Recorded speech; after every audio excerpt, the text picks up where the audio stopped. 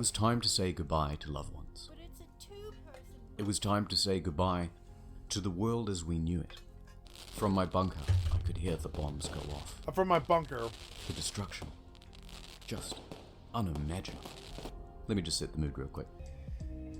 Lo-fi hip-hop radio, beats to, relaxed study to, 100 hours of background rain noise, Simpsons wave 24/7, one long loud scream, no copyright music, or touching strangers at Taco Bell ASMR.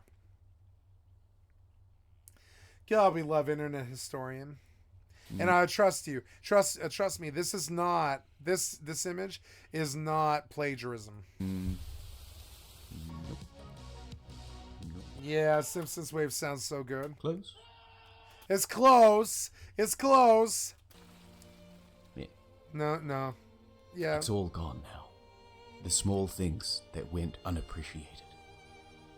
The great moments of our time. Here's somebody talking about the collapse of software and the oversight long before I ever did. It's very clear what these people are up to. It's the death of humanity. Around 2018. It's the only fucking game left that's lawless software. They got more control over, you know, the fucking I've been watching a lot of Better Call Saul lately. They have far more control over the cartels than they do Microsoft.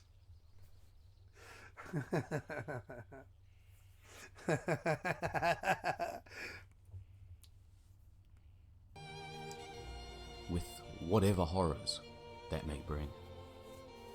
I don't know what I'll find out there. Mutants, cannibals, different factions of bandit. I just hope I'm ready to take it all on. Oh God.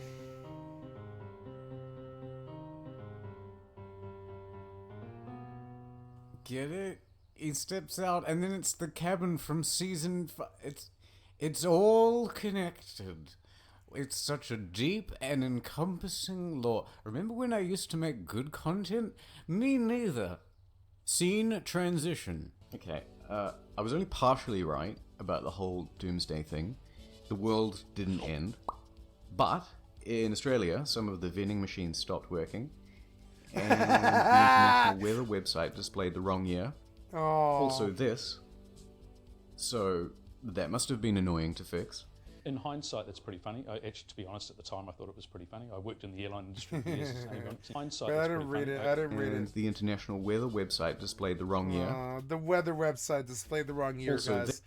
Bienvenue a l'École Centrale des Nantes, 12 Heures 09 3 Janvier 1900 at the.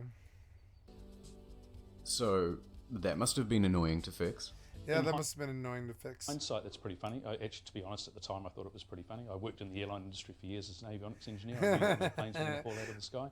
I thought our planes were going to fall out of the sky. Well spent. Yes. Oh, remember that time we thought Microsoft caused the apocalypse? You think I'd joke about this stuff or I'm being too loud? No. Respects the player's time. So please, Bethesda. Please. Just let me wait 24 hours and in a couple of seconds it's done and you can get back to whatever it is you were doing. To me at least, it's clearer than a high-ranking Scientologist. Which of these waiting functions provides a better quality of life experience and respects the player's time? So please, Bethesda, let us wait anywhere, whenever we want, and most importantly, have the timer move much faster, as so that we can get on. We can get around your bullshit of a fucking semblance of actual design where you try to prevent us from actually selling things to vendors for some inexplicable, like, fucking weird fascist desire to prove to us that free trade is dead even in the digital realm. In real world, free trade is dead because of people like Todd Howard. But in the digital realms, also free trade is dead because you've got to wait 24 hours every time you want to make 500 caps. Which is true of 76, by the way.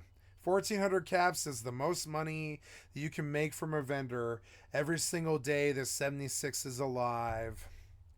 And oh, I hate it so very much. You try to cap my money like some kind of fucking communist, Bethesda. I say, where's the oversight for Bethesda? You know? actually playing the game.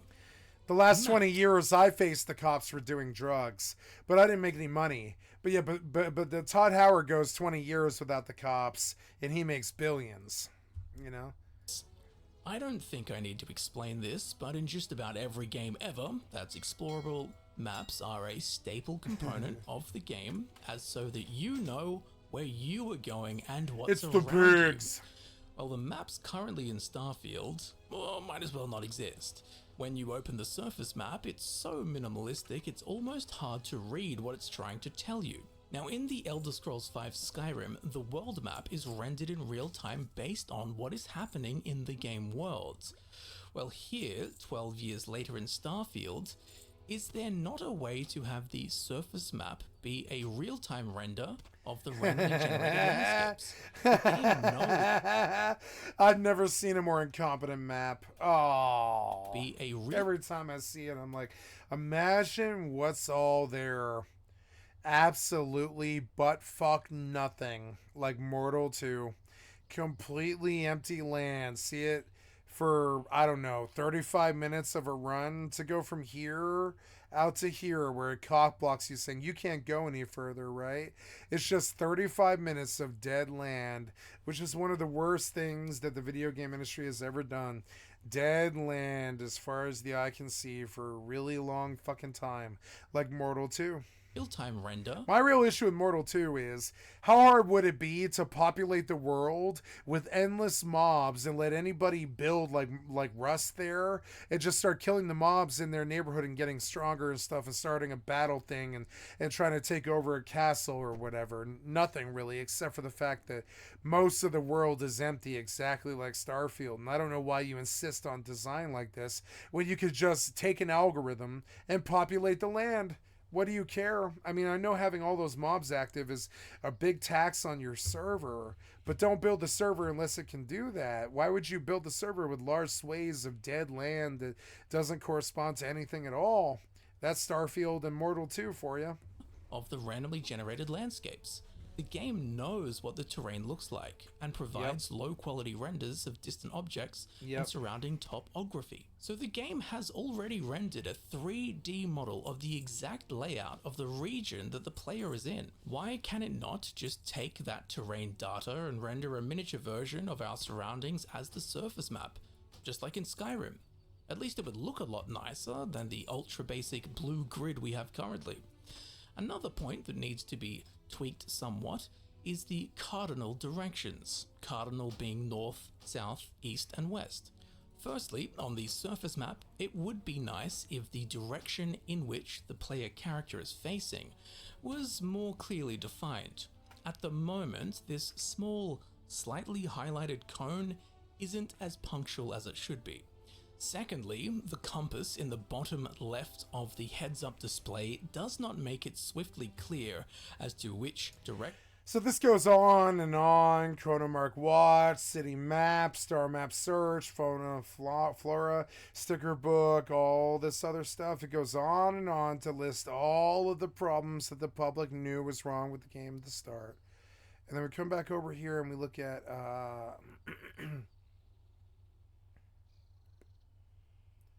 Let's look at the pizza problem. Is what he was proud of. Currently, this This is his core takeaway here. is the Skyrim pizza. All of the content in the game is the topping. There is the right amount of topping for the size of the pizza. But then we get to Starfield's pizza.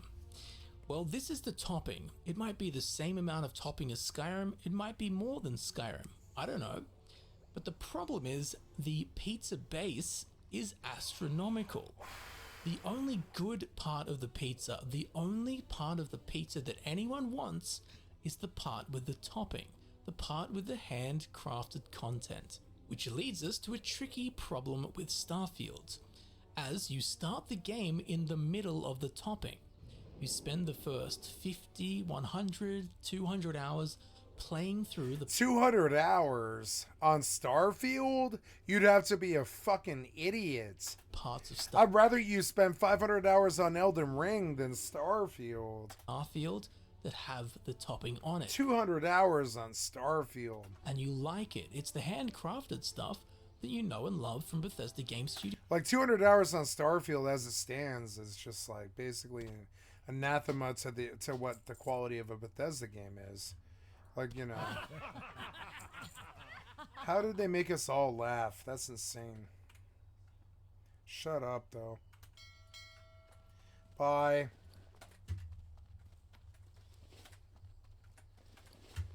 Yeah, those go in the bank. Yes, they do. Let us swim to the bank.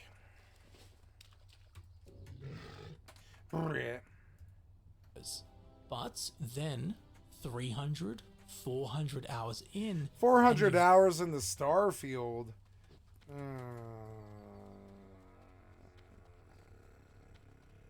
Don't know about that. There was nothing compelling in the game except the combat. Topping.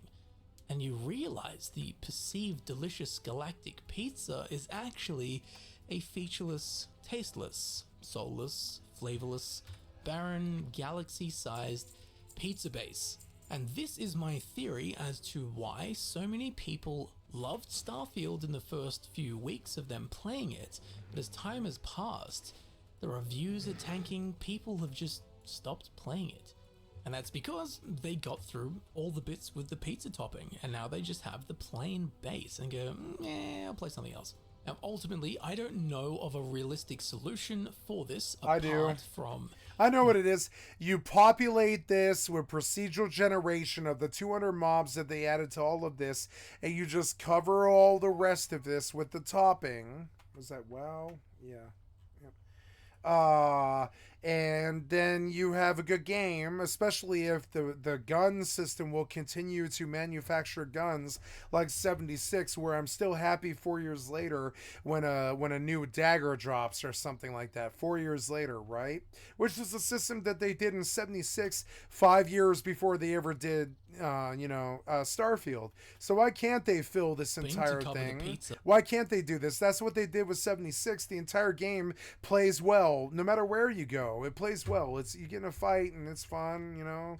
Why can't we fill it? And this is why I said, and I thought I might turn out to be the genius of the whole Starfield fucking thing. You could quote me later on in 5 years if I'm ever famous and stuff. And here's my takeaway from Starfield. This is what I said to Beg on when he asked me day 8 what my feelings on the game was.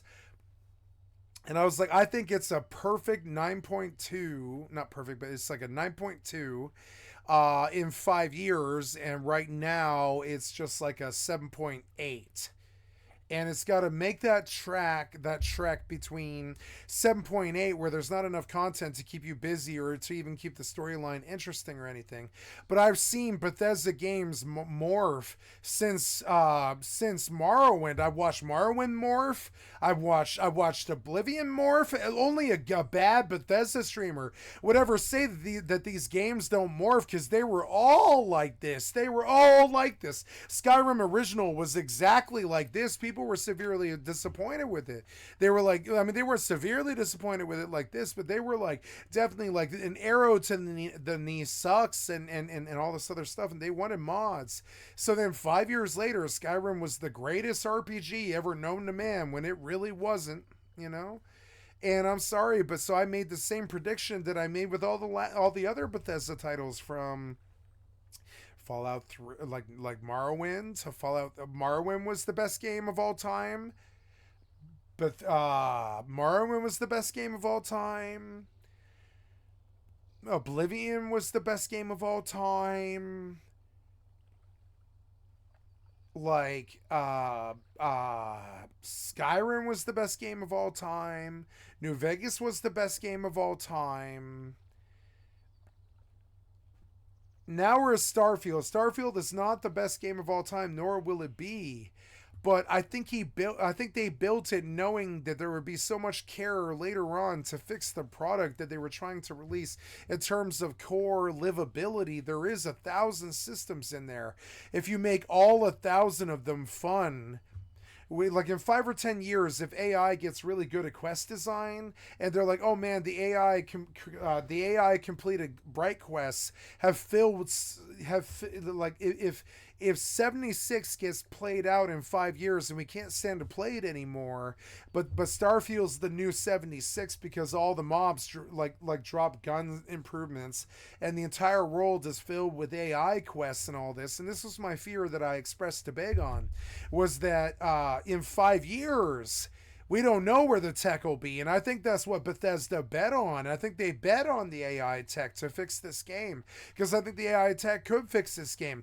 If they turn Starfield into what we thought that Star Citizen was going to be, and they even allow different shading and different morphs of the mobs, and you can create pretty much anything out of the creation engine to fill the game with. In 5 or 10 years, I'm not so sure we feel about Starfield the way that we feel about all the other games, because what I fear that might happen with Starfield is it becomes the base game that we do all the major modding with over 2026 to 2031, and we all end up doing modding of Starfield the way that we ended up doing modding of Skyrim. And I think that's what he bet on. Now, was he wrong? Yes, he was wrong at launch. But in 5 years, I'm not so sure they're wrong. I don't think they're stupid. They've seen firsthand the improvements of AI, probably more than we have, because they've got lesser money constraints than we have as just, lower to middle class citizens. Most of the people watching my stream aren't going to be billionaires. They're going to be lower to middle class citizens. So they don't have the access to AI that somebody like Todd Howard does. Todd Howard can go buy from Microsoft directly, and they're inclined to let him do it too. And so, he's seen a greater future that we haven't. They've seen what the AI can do that we can't include in the modern technology. And I think it's foolhardy to say that Starfield is a bad game this early. I think it's foolhardy to say. Now, I only play Starfield. Like, you want the physical proof of my own personal history with Starfield. I turned it off and stopped playing it. You want to see the fucking proof of it? But it's weird because a person who can see the future for what it is and see what every other Bethesda game was and master every other Bethesda game for what it was and get all the achievements for every Bethesda game and get all the achievements for every Blizzard game and get all the achievements for every Squaresoft game and beat every Squaresoft game to its completion and play it all and do it all. I come back and I think, like, no, you couldn't call Starfield a bad game, and no, you couldn't call, like, honestly, Starfield compared to, say, Hi-Fi Rush, right? Okay, here's an example, right? Hi-Fi Rush. What is the Metacritic for Hi-Fi Rush on PC? Metacritic for Hi-Fi Rush is now. And I'm gonna run a test on you, right? Would you rather run Hi-Fi Rush with an 87 to an 8.9 for the rest of eternity over Starfield, which got a 8.3 to 7.0, right?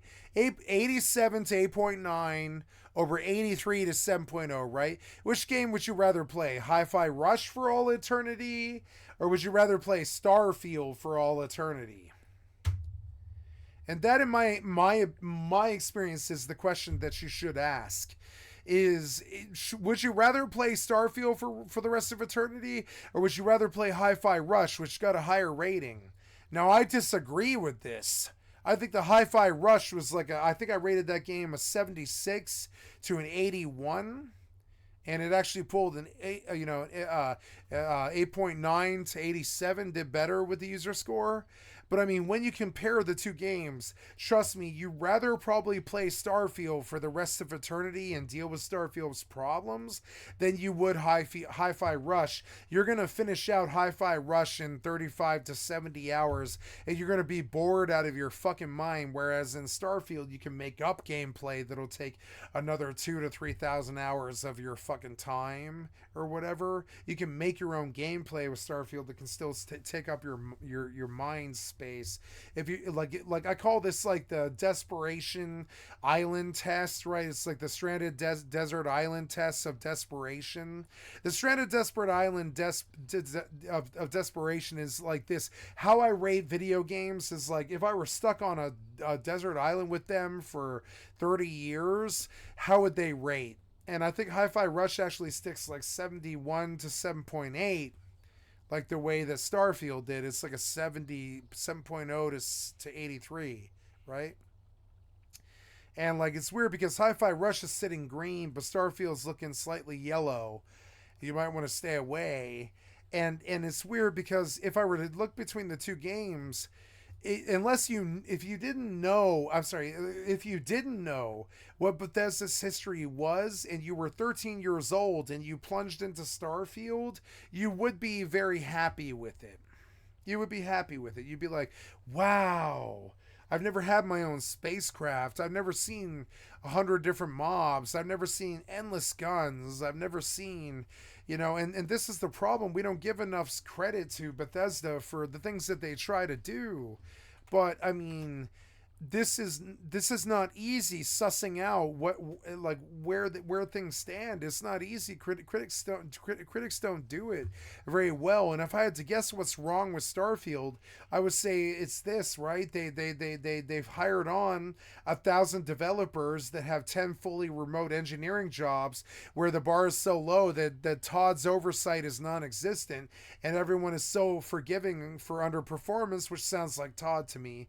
I can coast about 4 to 8 weeks before a given job fires me. And you want to know what I think is wrong with Starfield and software development is this. I don't think it's something to do with it that Bethesda didn't try or Bethesda didn't make a good game or that the Bethesda's game isn't good.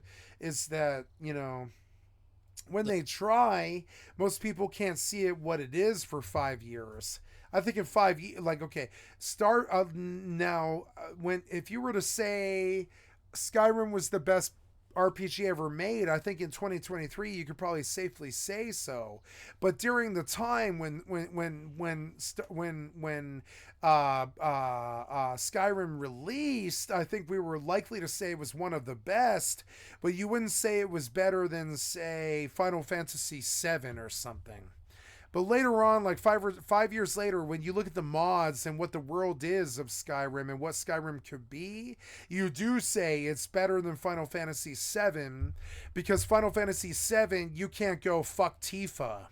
You can't go fuck Eris. You can't go live with them as Mormon fucking and this is against Mormons, so I'm just gonna leave it there. Like, you can't live biopoly or whatever it is, bisexual lives with like Eris and Tifa in your cloud universe, right? Like, we watched a story one time that I love coming back to. Let's rewatch the Final Fantasy house, right? I love listening to the Final Fantasy house because it's addictive and it shows you how deep people will go into the Final Fantasy universe long before they ever made a Final Fantasy universe, which the first time I ever said they did that was Final Fantasy 11. Right? The first Final Fantasy universe was Final Fantasy 11. That'd be Vana'diel. And then after that was Eorzea with Final Fantasy 14. I know the names of the world because I've spent thousands of hours there. I've spent more hours in Vana'diel probably than I have with my real life friends. It sucks, but I mean, that was the first time they made universes of Final Fantasy. So you want to say that people don't want to make these their fucking realities like that's crazy. They do. They currently do. And so this is the reality. Like, the software developers are phoning it in, and they're not listening to the complaints. When the complaints come through, it's handled by somebody who's waiting to be fired, right? I can coast about 48 weeks before a given job fires me, right? They don't give a living shit about the fucking value of the game. They're just getting paid their money. And I don't blame them either. That's what I would do if I was in that situation as well. And when you watch the Final Fantasy House by Down the Rabbit Hole, which is Frederick Knudsen, you begin to realize like how seriously people might actually take these worlds and how deeply they might want to go. And you look at something like Starfield, it's not that Starfield sucks right now. The world that Starfield might be right in 5 years is actually maybe really good. The world that Starfield might be, when you look at roleplay quality, might be really deep in 5 years. But so that's why I gave the Starfield a 9.2 after only playing it for, you know, and this sounds like a noob, but I'm going to give you my frank appraisal. I'm sorry. I played Starfield on Steam for 63 hours, and I came away as a 9.2 with 7 achievements, and I never installed it or played it again, right? But I mean, like, I still feel this way because the lifestyle that Starfield might attain the kids in 5 years is maybe better than anything they've ever seen. It's definitely better than Fallout 76. It's definitely better than World of Warcraft. Like the modding sex that those kids might be having in Starfield in 5 to 10 years is maybe better than anything that we've ever seen. And so it's hard for me. It's hard for me to qualify Starfield as a bad game, even though I can't stand to play it. And it's hard for me to give credit to developers who gave me the lifestyles that they built when their flashlights suck so goddamn bad. They worry so much about some overly featureless like pizza pie. All they really needed to do was perfect the flashlights, perfect the sex, perfect the nudity, perfect the combat, perfect the guns, perfect the ships, perfect the load times, perfect all this other shit. And then, you know what complaint I want you to hear as goddamn Bethesda is that, oh, you didn't make enough new content, which is something we've never said. Something we've never said is Bethesda didn't make enough new content. They did. They absolutely did. They made so much new content that we could never fault them for that. And that's not something you'll ever see from some kind of fucking developer or critic or whatever the fuck, right? But like really where my real fault is when you come down to trying to live these games as a lifestyle, you can see the modders were interested in doing this. The developers were interested in doing this. The community and the fucking scene and the fucking industry itself the producers themselves were interested in doing this. Everyone was interested in doing this. They wanted to make a lifestyle out of Starfield or anything Bethesda did or anything, you know, From Software did or anything, you know, like Squaresoft did. They were like, let's build a lifestyle out of this. Final Fantasy 15 might fucking suck, but I guarantee there is some Japanese cell somewhere who live their lives like they're actually the heroes from fucking Final Fantasy 15 because that was some 15-year-old kid's dream of what an RPG should be at that time. We forget about this. We think, oh, pity on the Final Fantasy 15 kid who plays Harry Potter all day when there's Lord of the Rings or whatever, which is, you know, Skyrim or something. We have pity when we think of people who might be stuck in Final Fantasy 15 world when you think of the world that Skyrim provides after all the mods and everything. And it was difficult for me after watching them do this 7 times for them to call Starfield a bad game after I would call Skyrim a bad game when it first launched. I would call it. It was full of load times and boring shit. It was really amazing, and I got sucked in worse than I have ever. And it was a very good game fundamentally from day one. I'm not trying to say it's bad, but sticking around was really difficult until 2 or 3 or 4 years later when the modded scene had changed it so much that we even had fishing and stuff like that. Fit the topic. So, but I can't see Bethesda doing either of Rust is like this too. I look at Rust and I think there's the greatest game ever made if anybody had actually ever developed for it. The only system that they put in Rust, well, there's 2 systems. There's the PvE systems for farming and producing stuff so you can make guns, which is awesome. And then there's the raiding system. And I keep thinking about all the other systems. I mean, they had power and farming stuff, but I'll tell you about all the other systems they could have added in Rust. Like, what's a good system? The enchanting system, right? That's in Fallout 76, which is mods for weapons. I think of Rust as the greatest game ever made that never got the fucking Fallout mods that it actually needed. Rust is the greatest game ever made. Starfield is a sad imitation of Rust. They all are. They're all sad imitations of Rust. Rust was the greatest game ever made, because if you look at the lifestyles that we can make out of Rust, there's nothing quite like it. If you were to fill Rust with swords and magic and mobs, you'd have the best RPG ever made. Hands down. It's got the best engine. I mean, it's got the worst engine, but it's got the best engine out of all those other ones, like Minecraft or Skyrim or one of those. Like Rust had the best engine, but nobody used their imagination to turn it into the Gary's mod that it needed to be, to turn it into this thing that took over the universe. I still think Rust should have taken over the universe, or not Rust, but Gary's mod. We should make our own games in the scene, I think. Implementable fixes. One requires them to produce... I don't know how to fix all this, but he's right. Like, if they were able to spread out the toppings to the entire world like this, and that's what I think they'll do in 5 years. Do you see it? He has the same groundbreaking theory, and they're going to give him $1 million. Yeah. They're going to give him $1 million for this theory, because even the developers don't know it. He's got 750,000 subscribers, and this is considered groundbreaking. But I've been talking about this for a couple of years. If you could fill in Fallout 76 with a Rust system where I could live there forever, I'd actually be happy. If you could fill in a Borderlands system into 76 and make it perfect, I'd be happy, which they did. If you can bring this toppings to cover the rest of the pie and give us 1,000 planets entirely fucking full of people that could grow, I could die a happy gamer. But I do not believe you have the ability.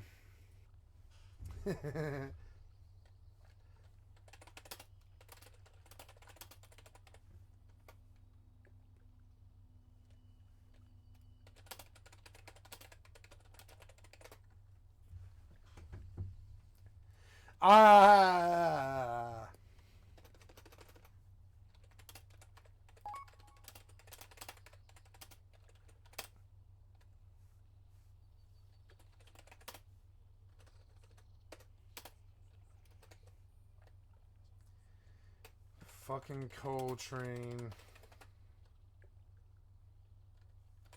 Y'all are the two greatest rogues alive.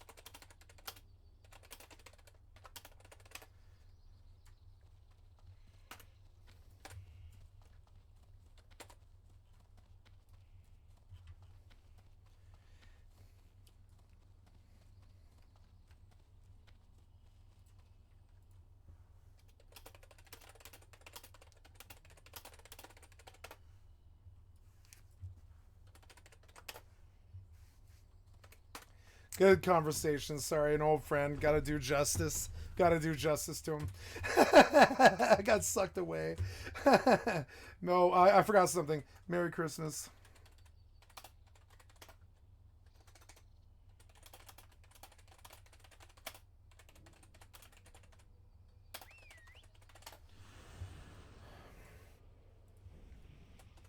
Happy holidays.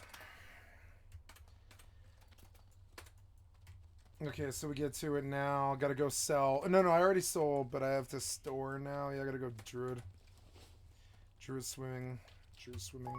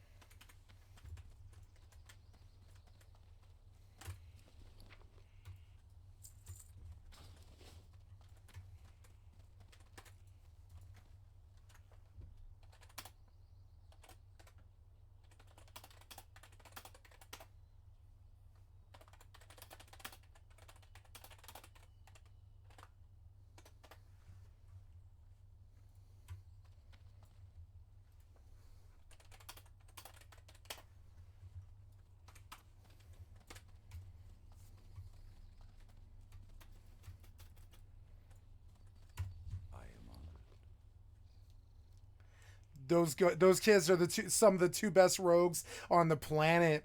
Straight up. Two best rogues on the motherfucking planet. Straight up. Like, straight up. I can't think of two rogues that are better. Like Cole was the top PvP rogue in like on Alliance. I would say Pedro was the top PvE rogue on Alliance, and I know because I'm biased, I came up on motherfucking TVC, but TVC was the best server back in the day. TVC was like the best server. So they were like the original 2 best rogues of both worlds. And Pedro's better at PvP than me, maybe. We'll see. Pedro's better than me, I'll say that. I hate admitting it, but Pedro's always been better than me at video games. I'm not ashamed of saying that. I'll be right back.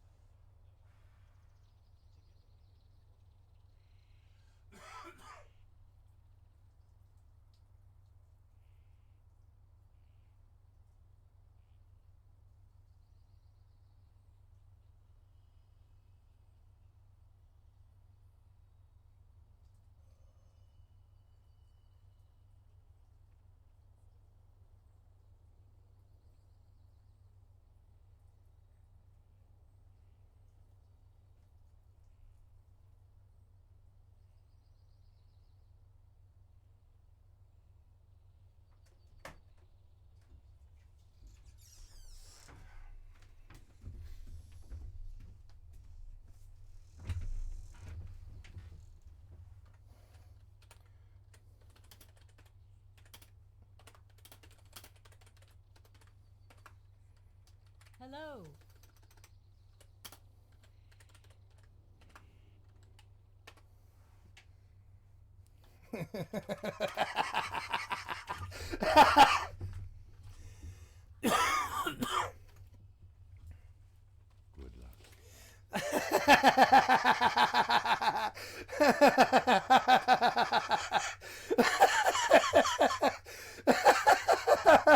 Fucking Derek, dude. I fucking love Derek. Derek was okay.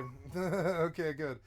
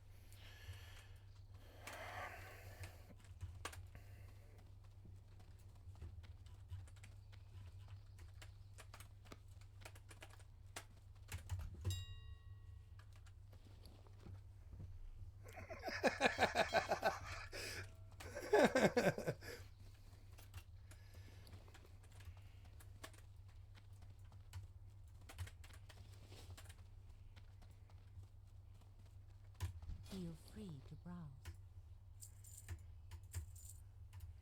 Goddess, what you'll read.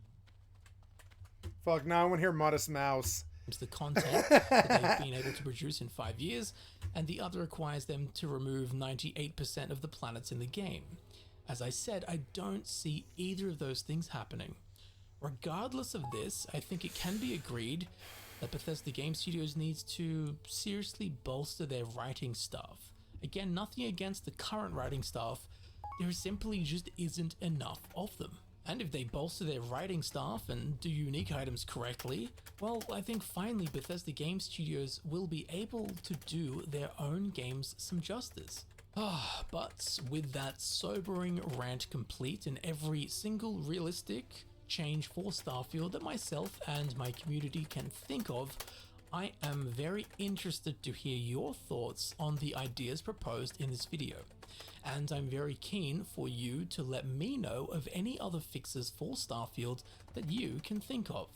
And also, what are your gripes with the game in its current state? Perhaps together we can forge an elegant solution.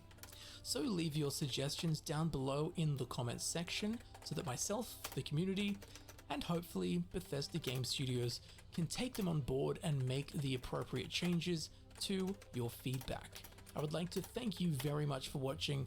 I've been Camel, and I'll see you very shortly in the next video. I'll see you there soon.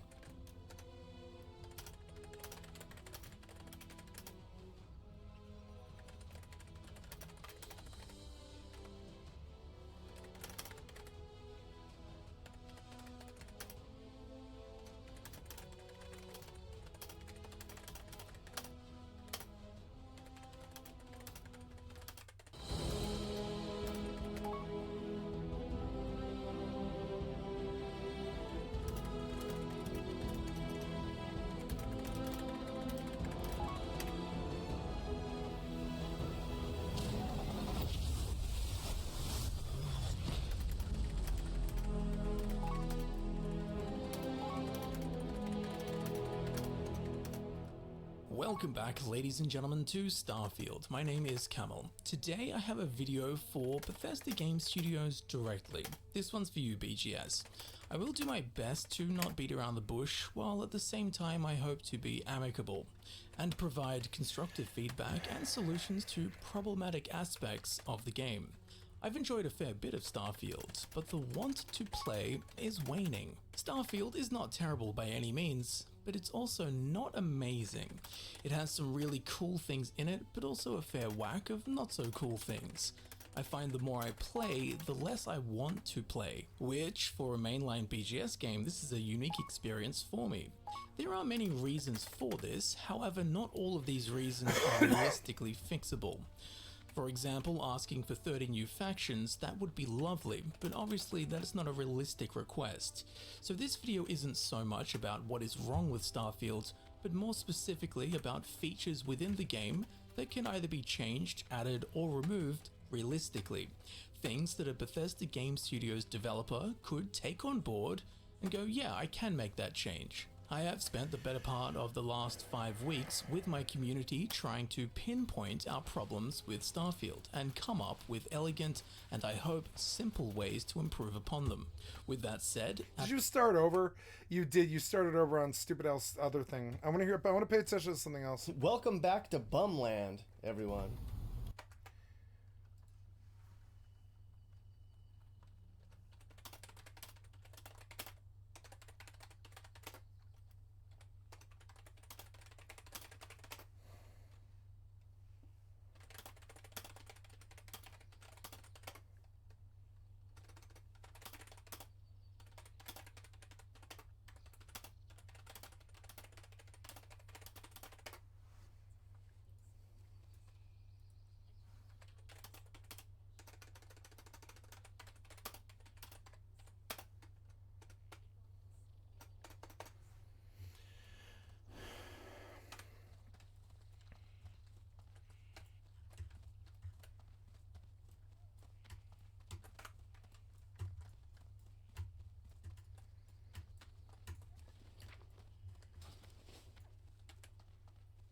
I'm listening.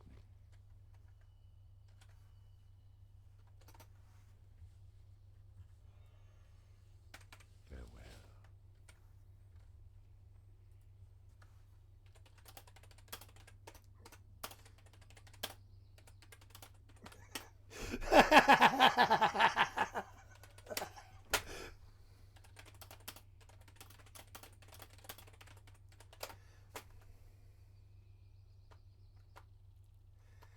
Fucking.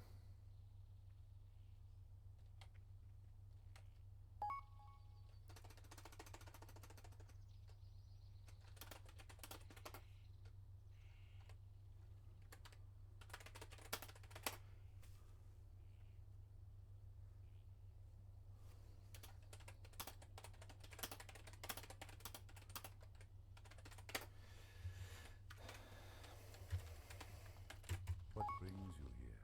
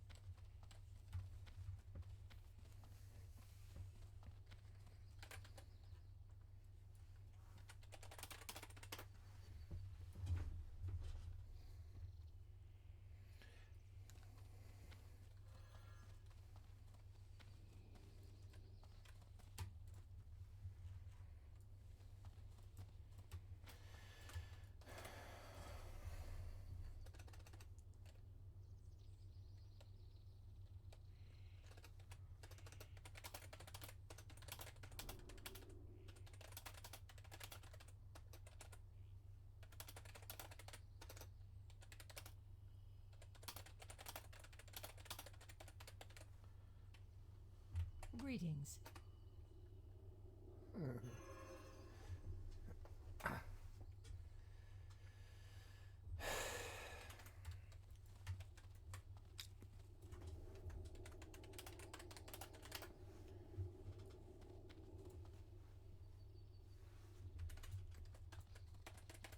Peace be with you. Good night.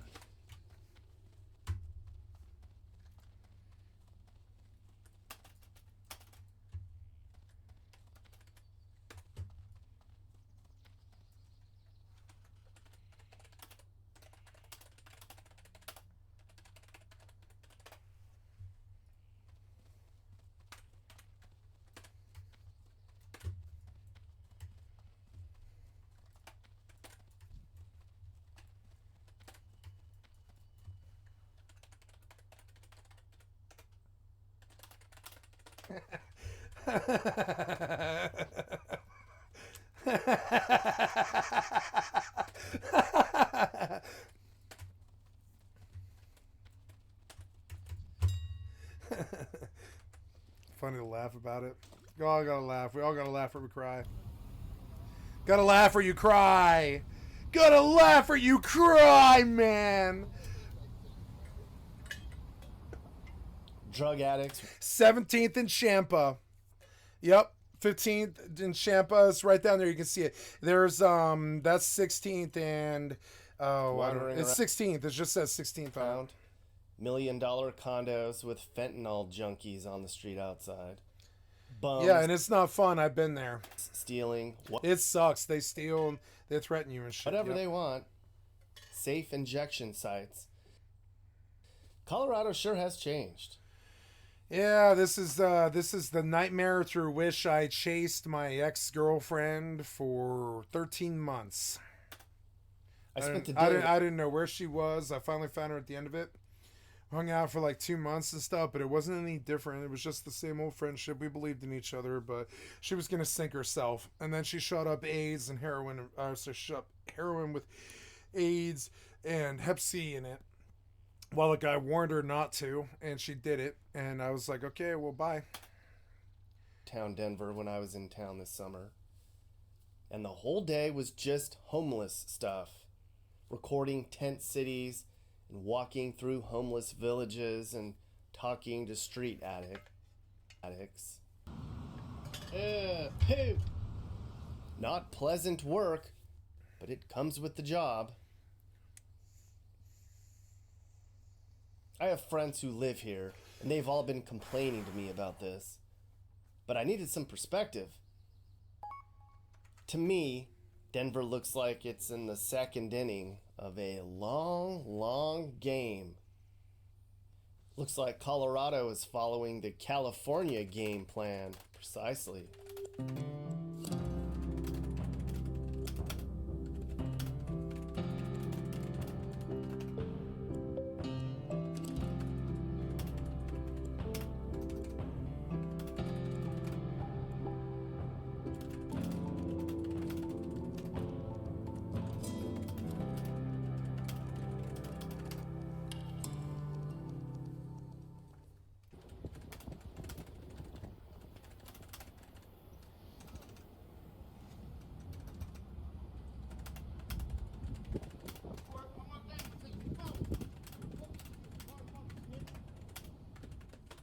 Hey Denver, see this?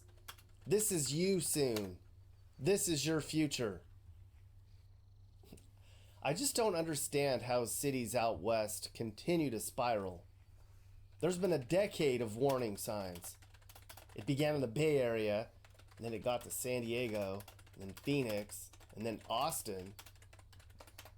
By the time this started in Denver, they should have seen it coming and stomped it out immediately. I mean, just watch Nick Johnson on YouTube and you can see where all this goes. Well, apparently Denver didn't pay heed, because this place is sick. It's infected.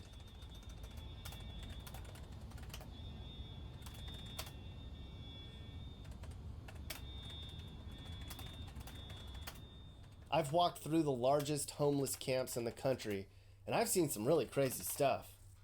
And I've also talked to homeless advocates and people on the streets. A bunch. But I had to know, how bad is Denver? And where could it be headed? So I spent the day just driving around checking things out. Now, half of downtown Denver, it's just fine. It's growing and thriving and safe. There's condos going in and people are walking around and it's all new and fancy and cool. But the other half is a racket. You gotta kind of watch your back on a lot of the streets because there's weird shit everywhere. A lot of the sidewalks are dirty and a bunch of streets just straight up smell like piss. There's bums lining the streets. There's people strung out or passed out on the sidewalks. There's drug use and trash everywhere. And after hanging out for a day, I learned all of this is very fluid. Denver's been playing whack-a-mole with its homeless population. They let the tent cities build up like this. Oh my god, it's fucking 14th and fucking Lincoln. And they all of a sudden come in and do an unannounced sweep and I have lived in this before. throw everybody out, and they Yep, and it's scatter. 15th right there. Yep. And then, like ants, they come back and reform somewhere else downtown. Yeah, because they all have drug addictions, and that's all they care about, because you made life worth on living without a drug addiction to take off the edge of the systems that you built, where they can't get jobs, they can't get love, they can't get a life, they can't get clothes, they can't really take care of themselves and stuff, because you made it like, you know, essentially there is no freedom of trade. If these people could just freely trade their abilities and their work and their money and their assets and stuff, it would be fine. They wouldn't starve on the streets. But you kill free trade, and now like these people have to live on the streets where it's legal for them to be, you know, where they can legally live off food stamps, and they have to take care of the weird like bureaucracy that you have created. They live in the bureaucracy that you've created, and they're most of the time they're in and out of the system, and they're in and out of jail and all this other stuff, and I don't know how to fix it, but I do know that Homeless people told me that all this stuff we're seeing right now, like a drug addiction is what they need to get through the life that you built for the average American, with like the bad requirements for jobs and the bad requirements for like, how is a homeless person supposed to get a job if you need an address to get a job? You guys ever thought about how bad that fucking I don't know what you would call it, paradigm is it's like, how is a homeless person supposed to get a job if you need an address to get a job? You ever thought about how bad that might be for America? few weeks, and they said any day now the city was going to show up again and scatter everybody into some other area of downtown. Yeah, and they do that. They scatter them up and down. Like if we look at a map of Denver and stuff, so I know where all the homeless encampments were when I was last there anyway. So let's look at a Denver map, right, of the cities of the map of the city of Denver and stuff. And so we go down towards Commerce. I'm sorry, not Commerce City, but downtown. And we're looking closer, like closer at Denver. There we are. And so there's a picture of like right about where we're looking right now on the map. Get it a little bit, like collapse that so I can see it, right? So here's the downtown city of Denver. And the core crux of this Denver, of this is north, east, south, and west Denver, Colorado meet, which is like pretty much the hub of America, right? The heart and the core of America is just about a mile from where I was born and raised, which is Broadway and Colfax, and that's right here. Colfax is 15th Street, and Broadway is the center east and north and south line. That's Broadway going north and south, and east and west is Colfax, right? And Colfax is the longest street in the world. It goes from East Colorado all the way. You see it all the way to like 40 where it breaks off. I think in I-70 it ends. But Colfax begins here at the state of, or whatever, it goes all the way. You see how long it goes, this road? It's like the longest road in the world. It goes really long. 36 turns into Colfax, which turns into I-70, which turns back into Colfax. It's like purported to be one of the longest roads in the world. And so east and west run Colfax, and the core and heart of Denver is where Colfax meets Broadway, which is right here. This is I believe this is it. Yeah, that's City Park. I'm sorry, that's a little bit further up from it. There's Rose Medical, which is like 8th in Colorado. So this is like 8th. Yeah, where's downtown here? Yeah, downtown there's the heart of downtown. So when it was bad, it was like down at Colfax and Broadway, which is like it's hard to nail it with this map because it's like, I'm not like that good at this, but this is, yeah, I believe that is it actually. Yeah. And all throughout downtown, they shoved the homeless around from City Park to the main homeless center of Denver is right here at Lincoln Street and Broadway at Colfax, where Argonauts is right here. And I spent a lot of time of my life in this block in this corner of my life, like years of being up and down Broadway and 16th Street Mall, which kind of like, is like the main thoroughfare of Denver for shopping and stuff. And this was a big area, and right where the Capitol building is, and the Denver Art Museum and all this other stuff, and the Colorado State Capitol is the center of the universe for me. And I spent a lot of time down here, and the only reason I bring it up is like they shuffled the homeless people from Civic Center Park, which is this right here. See, it's Colorado State Capitol or Civic Center Park. If I can get a different title, see Civic Center Park, see it? And then they moved them around to Lincoln Park and Sunken Gardens, and they just kept moving them from park to park, from Washington Park, and finally they pushed them to the river to here, where all these grasslands are right here, where Shoot Indoors is. They call it Milstein. And the bike path runs all up and down I-25, running north and south and stuff. That's what this big highway is, running north and south. And the bike path runs all east and west up and down I-25 and runs all the way between, connects all of Denver. And so all of the bikers, all the homeless are bikers, and they all get up and down the bike path, which is essentially this road here that runs all the way from Coors Field all the way south downtown to like basically like Fiddler's Green, and then Centennial, or well, I mean, before that it would be Littleton, right? This whole area is like Englewood and stuff, but like south isn't really so much. You have to go way over here to see Littleton and Columbine, and Centennial is Aurora, which is east. Like Aurora is like all the city east of Denver. That's it, like east of Denver. And so Century 16 happened here, and Columbine happened here. See it? And Century 16 had, and then there was like Centennial. North Glen is where Chuck E. Cheese happened. That was another massacre, and all the problems we had with drugs in the last like 25 years. And this city kind of collapsed, and it was what it was for a long time. And I lived my life in and out of this city, and I was sometimes up and I was sometimes down. But I would say that I learned a lot about the city, and this is where I was born, and I know a lot about this place. And the bottom line is like the homeless were shuffled around from Washington Park to the Denver Zoo to the Cap Hill to up and down the river. You're going to see a river that flows through downtown. It's called the Platte Park. It runs from here all the way down north of downtown, and it connects with downtown right here. So all up and down the North Platte River is reeds and bushes all up and down this beautiful river that runs just north of downtown, almost through it.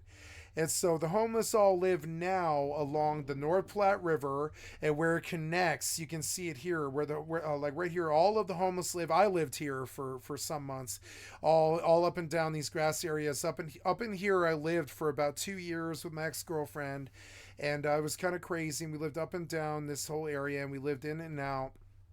And that was only for a brief period of my life that I was homeless. Only about 10 of the 40 years. I was not homeless my whole life or a loser my whole life. Just only for about 7 years of it. And, but I do know a lot about it. in where the river ended at downtown is where you can connect into downtown. There's several places to do it.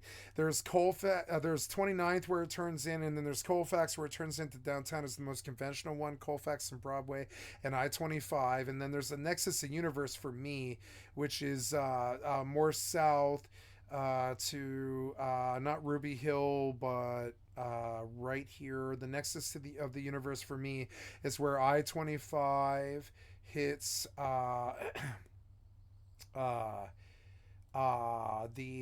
where I-25 hits Broadway, and in the Nexus for the Universe is Platt Park right here, because like the Nexus for the Universe for me and of this whole world is Platt Park, which is not very far. You know, it's never very far,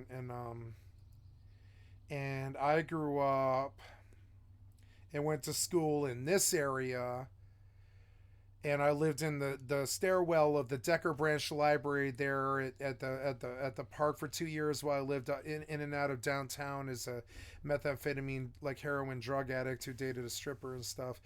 And it was just kind of crazy. Like Sushi Den is my favorite restaurant of all time. And it's just an interesting place. And this to me is the Nexus of the Universe because you can get downtown like right off of one bus right where I live. So, but my neighborhood was the artist neighborhood, Harvard Gulch or DU or Advent Porter or Platt Park. And Platt Park is the core of it. Of all these neighborhoods, all these shishi, leftist, left-wing, artist, gay, pot-smoking, hippie neighborhoods and stuff, there's a lot of them in this whole area of Denver. South Denver, see? There's Ruby Hill, which is all artists. The entire place is owned by people who, like, built this country in terms of art, poetry, and shit like this. And then around Ruby Hill was all over towards where the college kids were, which was DU, University Park, and University Denver University and stuff. There it is. And on the southeast, and then there's Ruby Hill West, and then there's where we lived, which was Platt Park, the whole center of it. And it's all connected by the nexus of all the connections in the city. Right off of Washington Park and Ruby Hill Park and my park, Platt Park. We lived like right at the center of where I-25 and Broadway and essentially Colfax, the longest city in the world, all meet. And it's like the sort of the hub for like pretty much the hub, the center and the heart of the country. You could say it's Chicago, but a lot of people would argue that it's Denver because we're the hub. It's like DIA. We're like the heart and center of the country. There's a reason that there's like a heart right here. You see it? It's like kind of like the heart of the country. If you zoom out, see it? We're like kind of the heart of the country. We were the center, the heart of the country, like right down to almost the block that I lived on. I was like the most central, most middle American kid. I know Englewood like the back of my hand, Littleton, Columbine, Lakewood, Wheat Ridge, Arvada, Westminster, Commerce City, you know, all these crazy places. And yeah, and that was my life for a long time. And now they've turned this place into some place where the rich people live there, but the poor and the middle class don't. They're all starving and drying up. And so the rich people live there because they took over the city when the marijuana revolution happened. And now it's like a bunch of rich people versus the rest of the city. And the rich people have won, I would say, hands down. You can see it. The poor people live on the streets now. All these people that live on bikes, they're the middle class. They're all the people that you're going to see in this video. They look like drugged out lower class, but they're actually the middle class. This is what I turned into. This is what happened to the middle class in Denver. You either lived in the sky rises or you lived on the streets. There was no middle class. There was either 2000 by 2012, it was either $2,000 for a one bedroom or you lived on the streets. That was the two realities in Denver. So you're going to see both. You're going to see sky rises with the middle class living on the streets, and I'm one of the middle. They also I'm one of complained the middle. that the city removed all of their water Yeah, there's no water, there's no food. You've got to rip people off to live. It's one of the colder, harder places I've ever lived. You've got to deal in drugs to survive. You've got to, you got to like see easy meat on the road and take it. You've got to like live up and down. You've got to know every dealer. Got to have a cell phone. You got to be able to know every bus and every fucking car, where the streets go, where they don't go, all this stuff. You have to know all of it because like if they killed the middle class in Denver, like you lived on the streets, and that's why you see all these fucking tents. These, like, the homeless don't normally live right outside the extra storage building, but I mean they do in this city because they killed the middle class in the heart of the center of America. And I mean, however you want to look at it, we can zoom it back out again if you want. How I view where I come from is the heart and center of America. We're the hub. I drove myself personally like 650 times or something to DIA, which is just right down 36 to DIA, and like in DIA is like the central hub of the known world. You see it? It's the heart and core of America. We connect Los Angeles to New York. We connect the North to the South America. We connect the East to the West. We are the cold. I would say, to me, when I used to say this on stream and insult a lot of people, but I would say that the block that I grew up on, which is Louisiana and South Broadway, is essentially that core of Platt Park right next to Gates Rubber Factory is the heart and soul of the world. I grew up a half block from the heart and soul of the world, and every influence from every corner of the map came from the heroin to the fashion to the cheek to the music to the people to the women, all the culture of the mountains, all the culture of the east and the west and the north and the south. We were the core and the heart and the culture of the entire world, I would say. And their response to it was, you're either rich if you live in Denver, and you appreciate being the core, the coal heart, the heart and the culture and the heart and center of the entire world, or you're poor and you live on the streets in downtown outside the REI, where the average customer spends $600 every time they visit. And you think about how $600 could completely save your life and turn you around and get you out the streets and get you food. And that's what the average person is spending at the REI, at South Platte River, right at the heart and center of the universe, essentially. Right at the South Platte River, where the heart and center of the universe of the world is.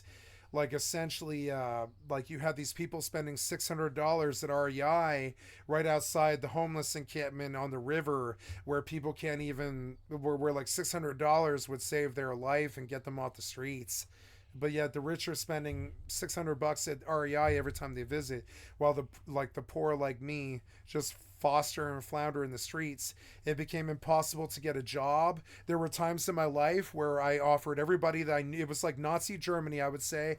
I said, if you land me a job at a place that'll pay me $10 an hour, I will pay you $500 cash. And I used to flash it in my friends' faces at parties. I used to say, if you can get me a job for $10 an hour, I and I didn't have a felony, so I used to say at the parties, I used to be like, I'm looking for a job. I need a job. I'll pay you $500 cash if you can connect me with a job that will hire me tomorrow. And they couldn't do it because the working force in this city was killed. We were essentially removed from the reality of it, which all the rich people moved in.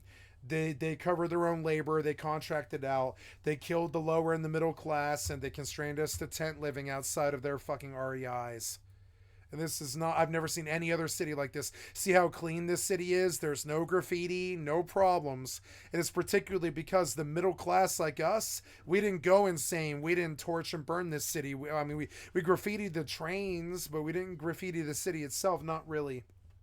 I mean, it's got a core urban feel now as they torch and burn the place and the rich take from us. But overall, this is a very good example of what it's actually like in Denver. This is a good example of it. It looks nice with nice cars and not a lot of stuff. We need water. You see, water. Yeah, and we need somewhere to poop. Yep. They told me.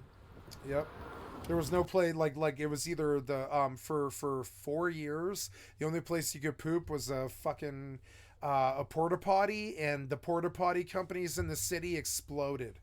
There was more porta potty companies than there was anything else, because they knew we all needed porta potties, because they had essentially sold the middle class out and killed all of Platt Park, all of DU, and most of the East Side and a lot of the West Side. They just sold it out. And suddenly all the people that were living in houses, that were living in like houses and had jobs, suddenly inside of 13 months they were like jacking heroin on the fucking corners of Colfax and Broadway, and like basically the death of the world. To me, it was the death of the world. I never believed in the government again. I didn't believe in my city. I didn't believe in the cops. I didn't believe in anybody who ran anything ever again. It was like they brought the death of the world as an experiment, like kind of like instead of dropping a bomb in Hiroshima, they just experimented with killing the middle class right in the heart and center of America. It constrained us to tents outside of their REI structures. And so we just stole from their REIs and stole from their malls, and built tent cultures outside of their front doors and stuff. And this is something that he understands, but most people didn't deal with it for 20 years like we did. Because it went from we all had these nice jobs, and we were like collecting silver and had money, and we're making like between 30 and 50 bucks. Everybody I knew was like that. We were all making between 30 and 50 bucks with our lifelong job that we always wanted, that we worked for, that we went to college for, to suddenly like living out of our cars and living out of fucking homeless encampments off of fucking Colfax or something like that. It went from that inside of like, I believe it was 11 years from 2004 until 2015, something like that, right about then. The death of the world was right during the banking crisis of 2010, and by 2012 to 2014 we were living in our cars. In 2015, in the winter, the Republicans killed the fucking emergency unemployment fund, and that's when I declared war, jihad against my own government and the Republicans and all the people who put 6.5 million kids in places like Chicago and Denver right out onto the fucking streets on December 15th.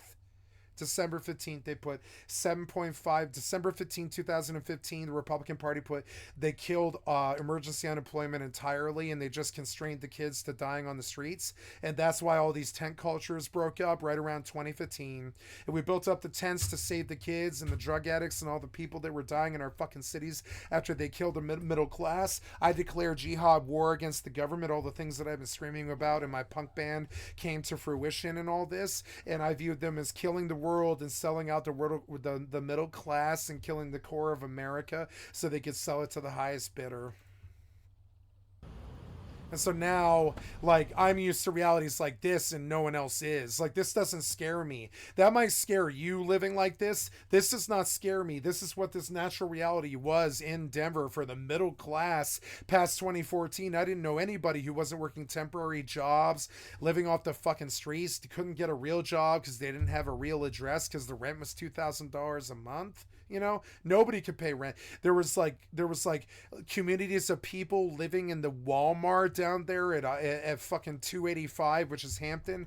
Where Hampton meets Santa Fe, there's a Walmart. Where Colfax meets Sheridan, there's a Walmart. Where Colfax meets Wadsworth, there's a fucking where 36 in Sheridan meets, there's a Walmart. At I-70 and where Colfax meets I-70, there's a Walmart out west of Denver. I could show you on the map. And there was like thousands of people living in cars out there. They were the middle class who didn't want to come downtown and try to make their fucking living as drug addicts like us. We were all young. Anybody older than 38, they all went to the Walmart parking lots of this city because nobody could find a fucking piece of rent outside of garbage fucking like roach infested, crack addict infested outside your front door, like East Colfax fucking like 5 Points reality and stuff, because you find a rent cheaper than $1,100, and even those places where you're liable to get accosted by a crackhead when you step out the fucking front door of East Colfax and shit in Chambers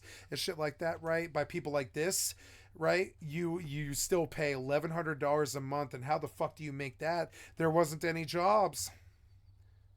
Talk about how they've got to rise together. You see language on the Colorado Rapids thing about rise together because the city had died for about Of 12 course, I've years. seen Everybody I knew was on the fucking streets. Everybody I knew had smoked weed. Everybody I knew was an alcoholic. Everybody I knew couldn't get a job. My mother straight fled the city, and she believed in Denver more than she believed anything ever. And my aunt had previously had money, or she wouldn't have lasted there. All of my friends that didn't have houses passed on to them by their dying parents, they all were ousted out of the city, and everybody that I knew had either a heroin, a methamphetamine, or a cocaine addiction. Everybody that I knew in Denver either had a methamphetamine, a marijuana, a heroin, or a cocaine addiction. Everybody that I fucking knew. I can't think of anybody that I knew short of my mother who hadn't faced full-blown living on the streets, homeless as a middle-class person, drug addict for 5 years or something. No, I'm not talking about needles. I'm talking about people that just wandered the streets for 5 years because the rent was $2,000 and they couldn't raise it in a single month before they had to pay $2,000 again and couldn't pay it. And the deposits were $1,500 to $2,000 too. So to get in a place, you had to have $4,000 cash. I don't know anybody with $4,000 cash. Not even my parents. I know some people who worked all their lives and didn't succumb to this and just had jobs that kept them safe. But most of the people that I know didn't have $4,000 to pay the fucking, right around 2015. It was like $1,300 to $2,000 to move into a 1-bedroom. And it was between $2,600 and $3,600 fucking deposits get in. So you had to slap down like somewhere between $3,600 and $4,800 on a deposit, get into an apartment.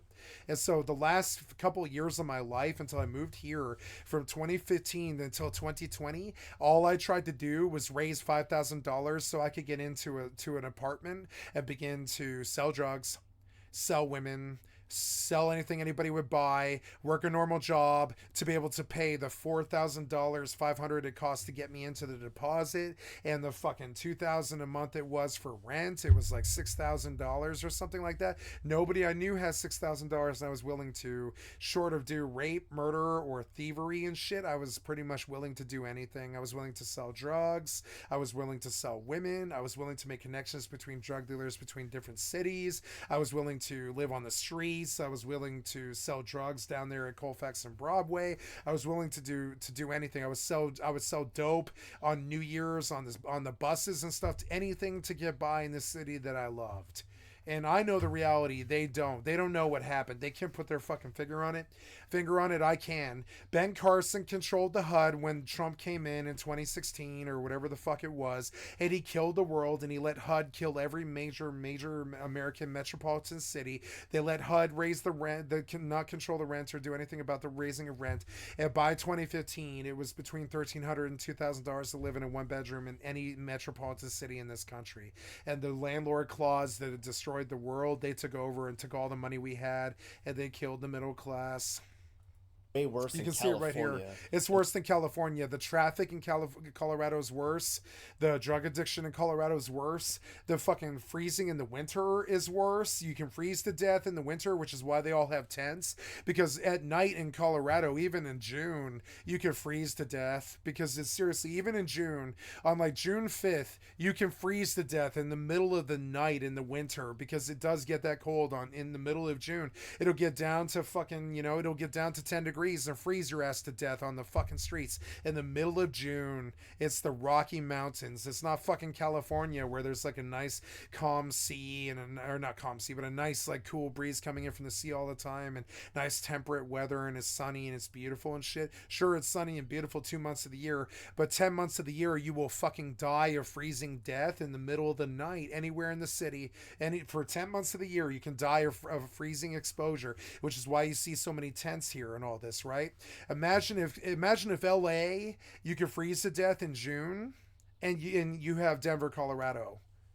And that's why you see so many tents and shit. And yeah, we graffitied up downtown because that's where we live. In Oregon but I mean, we live there because you killed the middle class. Why do all the tents look so ordered?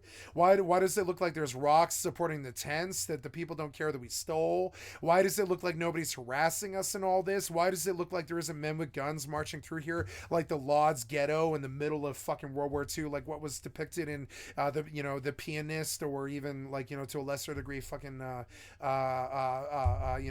Schindler's List. There is cops marching up and down the streets, like controlling it all, and there's like, there's problems and stuff. But the reason it looks so ordered and so precise is they killed the middle class and they had us move in on the streets. And so I don't know a middle class person in Denver who didn't face homelessness in their lifetime. I can't think of a single one who didn't live in a car or live on the streets with like I did, or move into a burnt restaurant, or live on the benches, or live in a homeless shelter. I don't know a middle class person in the entirety of everybody that I met that didn't live in their car at one period in their life. If they didn't, they had their shit given to them by their parents, like most of my inner circle. But this is bad. And it seems to be getting... So I live this weird dichotomy where I watch my inner circle stay able to drink water from faucets and sleep in their own beds and not get kicked out of their houses, or have to pay between $1,300 and $2,000 a month, or whatever that is yearly. That's like, $13,000 to $25,000 in rent every single year on a $36,000 income. If you're doing well, if it's a bad income, it's like 22 after drugs and cigarettes and eating and motel rooms and living on the streets and shit. You might be making $22,000 working 40 hours a week for a fucking construction company on the streets, like these people are. All of these people work from like 7 in the morning until 5 in the afternoon.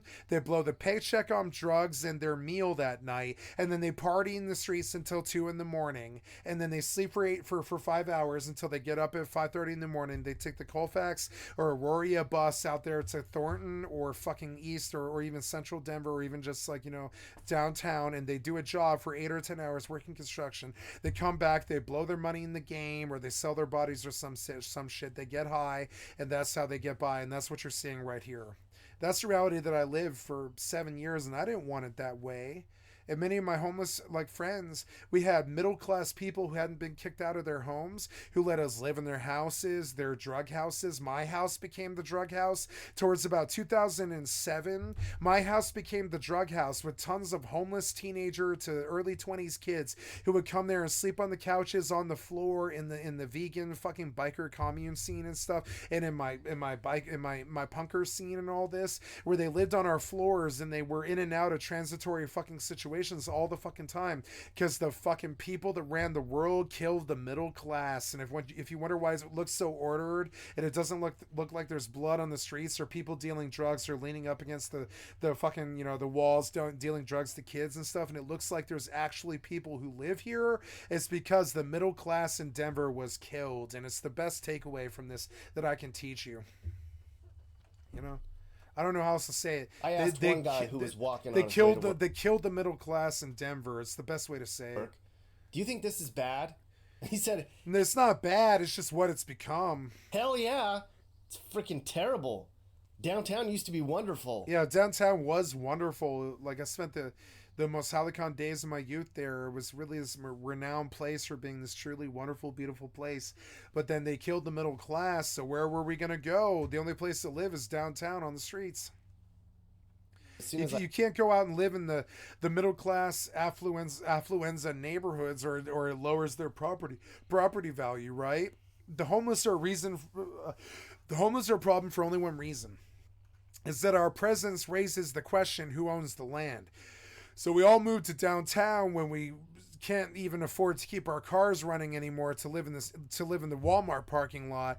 We moved downtown because nobody really owns downtown that truly cares except the cops. So we moved in downtown, but we can't live in the middle class where it lowers the property value, where that kills everybody.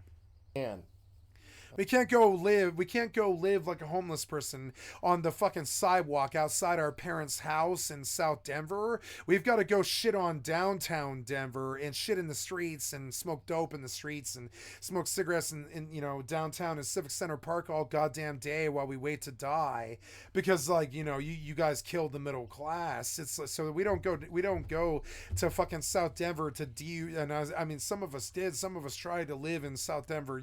I tried to live in South Denver. The burnt out restaurant that I lived on was in Platt Park, right off of South Pearl, the most affluent neighborhood in Denver almost. Because it was if I'm gonna be homeless, I'm gonna live around rich people to throw all their food out in the dumpsters and shit. Oh, that sucks. It sucks, but I mean, Like, this was reality. A lot of people that I knew faced, like, they were all middle class on their way to lower class. And your difference was how much of a drug addict you were. If you were a worse drug addict, you were in the lower class, which meant living on the fucking streets off the sidewalks and shit. If you weren't that bad of a drug addict, you still had a class, and you still had a house in the middle class. And you were still paying your mortgage, working 40 hours a week and at least, and if not more, and drinking a lot and smoking a lot to get through it. And everybody I knew was an addict, from the lower to the upper class. It was insane. Everybody everybody I knew was like this. Everybody's wearing clothes like this. Everybody was a skateboarder. Everybody had a fucking backpack. I was a skateboarder. I had a skateboard when I was homeless. Like, everybody was a skateboarder when they were homeless and shit. You see it? Safes. Got a pack of cigarettes sitting on the ground that fell out of your pocket because you've got your fucking meth pipe or your fucking needle and your fucking dope in your pocket, and your pack of cigarettes, and your cell phone fall out because your rig and your bullshit's more important than the cigarettes and the cell phone are. You can deal without losing the cigarettes and the cell phone, but you can't deal without losing the dope. So you'll see oftentimes they'll drop shit on the pavement and shit. I knew a whole class of people that wake up in the morning at 4:45 every morning, and they would scour the entire sidewalk of the entire downtown, from east to west, from north to south, all up and down these fucking sidewalks, looking for packs of cigarettes and shit like that on the fucking ground, where the homeless kids had just dropped their middle class. All the middle class homeless weren't used to being homeless yet, so they would do stuff like drop their cell phones or their fucking packs of cigarettes out of their pockets and shit. I know, because I've done it. City. But now people aren't. Like, they gave away Obama phones on every corner for 5 years or something like that. Like, every corner in Denver, you would see some kind of free cell phone place trying to hook up homeless people with Obama phones. Because if we didn't talk to each other, we would die on the streets. They knew this, so they were out there trying to save the middle class with that. They were like, every middle class person dying on the streets of drug addiction in Denver right now in 2015 should have an Obama phone so they can call home to their parents and beg money from them. And that's what it was like. There was like 3 things in your pocket. It was a pack of cigarettes, because everybody I knew smoked cigarettes. You had your dope, because everybody I knew smoked dope. You had your cell phone, because you had to call your mom to beg for money all the fucking time, because you're middle class but constrained to the death in the streets in Denver. And I mean, and you skateboarded everywhere you go and took the bus everywhere you go. And the only thing you can remember is how you're going to get high in the morning and how you're going to pass out at night. So that's basically what dope you can get and what liquor you can get, because you look around and all you see, it wasn't like I saw poor people. I saw the middle class dying. I would say this kid does not look like inner city kids to me. He's got Vans on. He's got shorts that cost like $45. He's got a $45 hoodie. He's got a $50 backpack. He's got a fucking $125 skateboarder and shit. He's a middle class kid constrained to heroin fucking addiction on the fucking streets of Denver. And it killed us. It just killed us. We hated them so much. We hated every cop. We hated every fucking congressman. We hate the politicians. After watching what they did to our city, I don't believe in any of them. I can't think of anybody in this country that I believe in. I believe it's a free for all now. And if you're on the streets, you're just not that good at the free for all. You can't go to the malls without being harassed. No, you can't. Yeah, like, you can't go out of the restaurants. You can't get out of your car without somebody asking to bum a cigarette or get $1 or something. It gets so annoying after a bit. Going downtown becomes a chore, because if you're parking your street on 13th and fucking Clarkson, you're getting harassed by some homeless person where there used to just be some kind of fucking commercial area. And you're like, what the fuck is this guy doing on 13th and fucking Clarkson? But you don't want to get out of your fucking car because you know he's going to hassle you for $1. It's so annoying. They're like in the parking lots of the commercial areas and shit. And it's okay. I've been there. I've been part of them. I've been one of them. But the problem is, like, I really feel a lot of this problem is when they killed the middle class, there was no way to get a job. You didn't have a fucking address anymore, and the homeless shelters were all the addresses, and the businesses figured out about that. If they saw some downtown address and you look like you're homeless but you're applying for their Walmart job, they profile you and they don't give you the job, and they ask you about your drug addiction history and all this other stupid shit, Fucking dumb. It's the plight of the homeless, but it's also the fact that they killed the middle class. Like, look at this. You know how much? Do you know how expensive that tent is? It's like $550. Where you think a homeless person could come up for $550 for a tent like that? No, it's some middle class person who bombed out of their fucking apartment. I know, because we used to drive up and down every block in Denver in the summers looking for the evictions of all the middle class people who are becoming homeless and poor like us. I mean, I'm serious, but that's literally how it worked. Like, you literally, every block of Denver, you would see people getting kicked out in the street with this giant blue tarp the size of of a yard, with everything that they had in their house tossed on the blue tarp so anybody in the city could just come take it. I mean, Open air drug markets. yeah, open air drug markets in Civic Center Park. Across the street is 16th and 17th. Open air drug markets down there, fucking Tamarack Square and shit, right downtown. And every block has some weirdo wandering around. Yeah, some weirdo. It's like, and they're not like drug hippie kids who are looking to like see the city and stuff. Like, they would show like, are you going to San Francisco? No, it's some zonked out heroin zombie who looks like he's on bath salts, liable to beg like every person he meets all day, because that's his entire reality, is begging for every dollar he ever makes for the rest of his life. And you're like, oh no, it's a true zombie. Yeah. And you're like, don't talk to me, man. You get real good at being like, don't talk to me, man. Don't ask me for anything. I don't have anything for you. Of course, when you have all this crap. Yep. Crime. This is California in 13th in California. Yeah. It's going to go up. Yeah.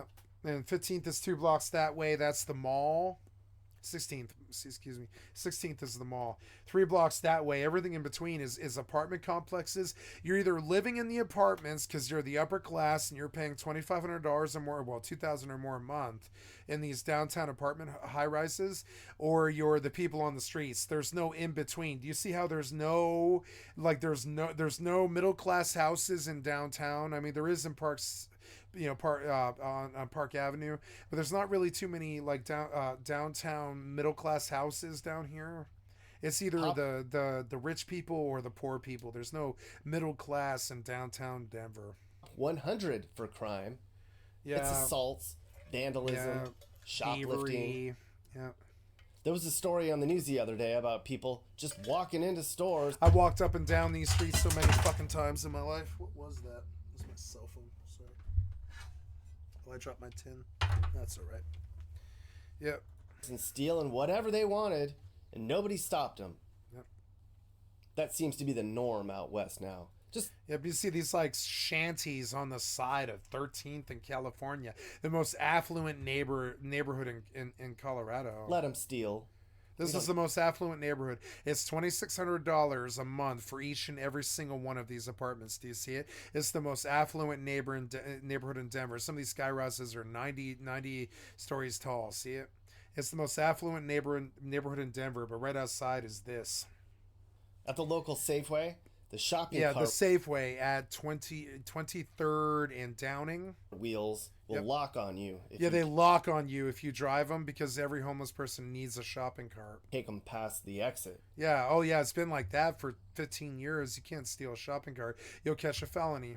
Because the bums steal them. Yep.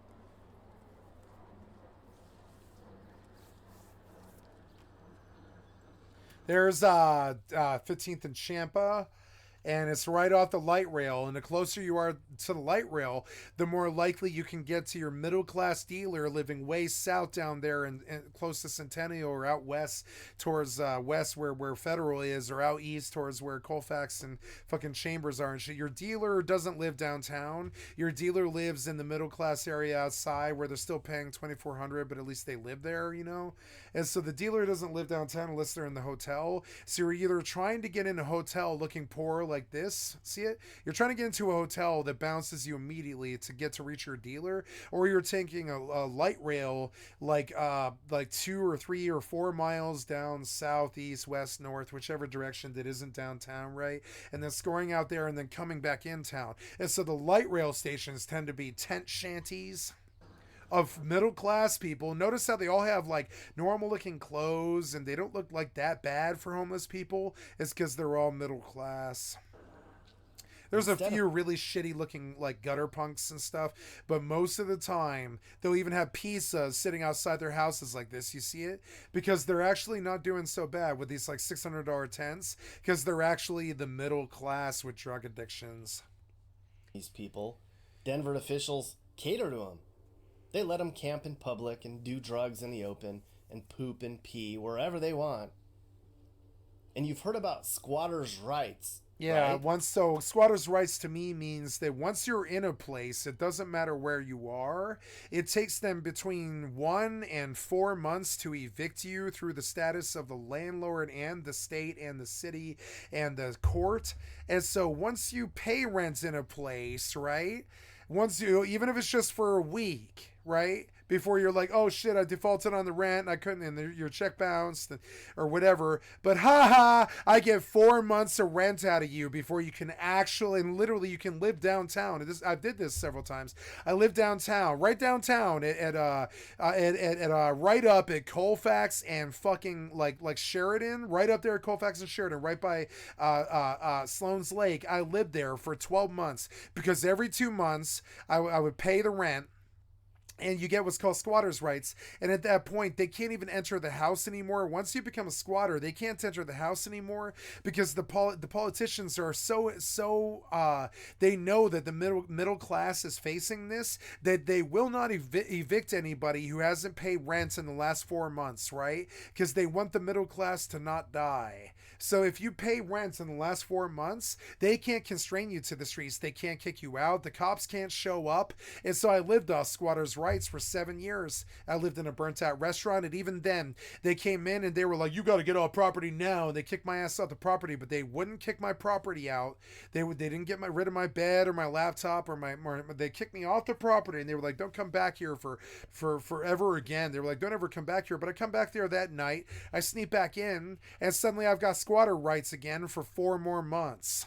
You know, and I abused this for 7 years or something like that. 7 years. I was like, you can't evict me from this motel room. You can't evict me. I'm the middle class, the people that you shouldn't kill, but you're killing anyways. You can't evict me. I somehow came up with the $550 to pay you the security to get in here and the first month's rent, which was also at least $550 to $12, $750, $950, $1250. Later on, the later it got, the more it was. It was like sometimes it was exorbitant. It was like I just paid $1,150, but I couldn't, I just paid $500 deposit and $650 on a new bed, on a $650 a month place, and we paid $1,150. But then, because we're so poor and the middle class, it just like all falls down to the streets really fast. They're like, oh, you're a drug addict, you get out of this place, we're evicting you and all this, and then it turns into this battle where no, it turns out you can stay there for 3 solid months. That's 12 weeks before they can actually get a police officer to force you out that front door.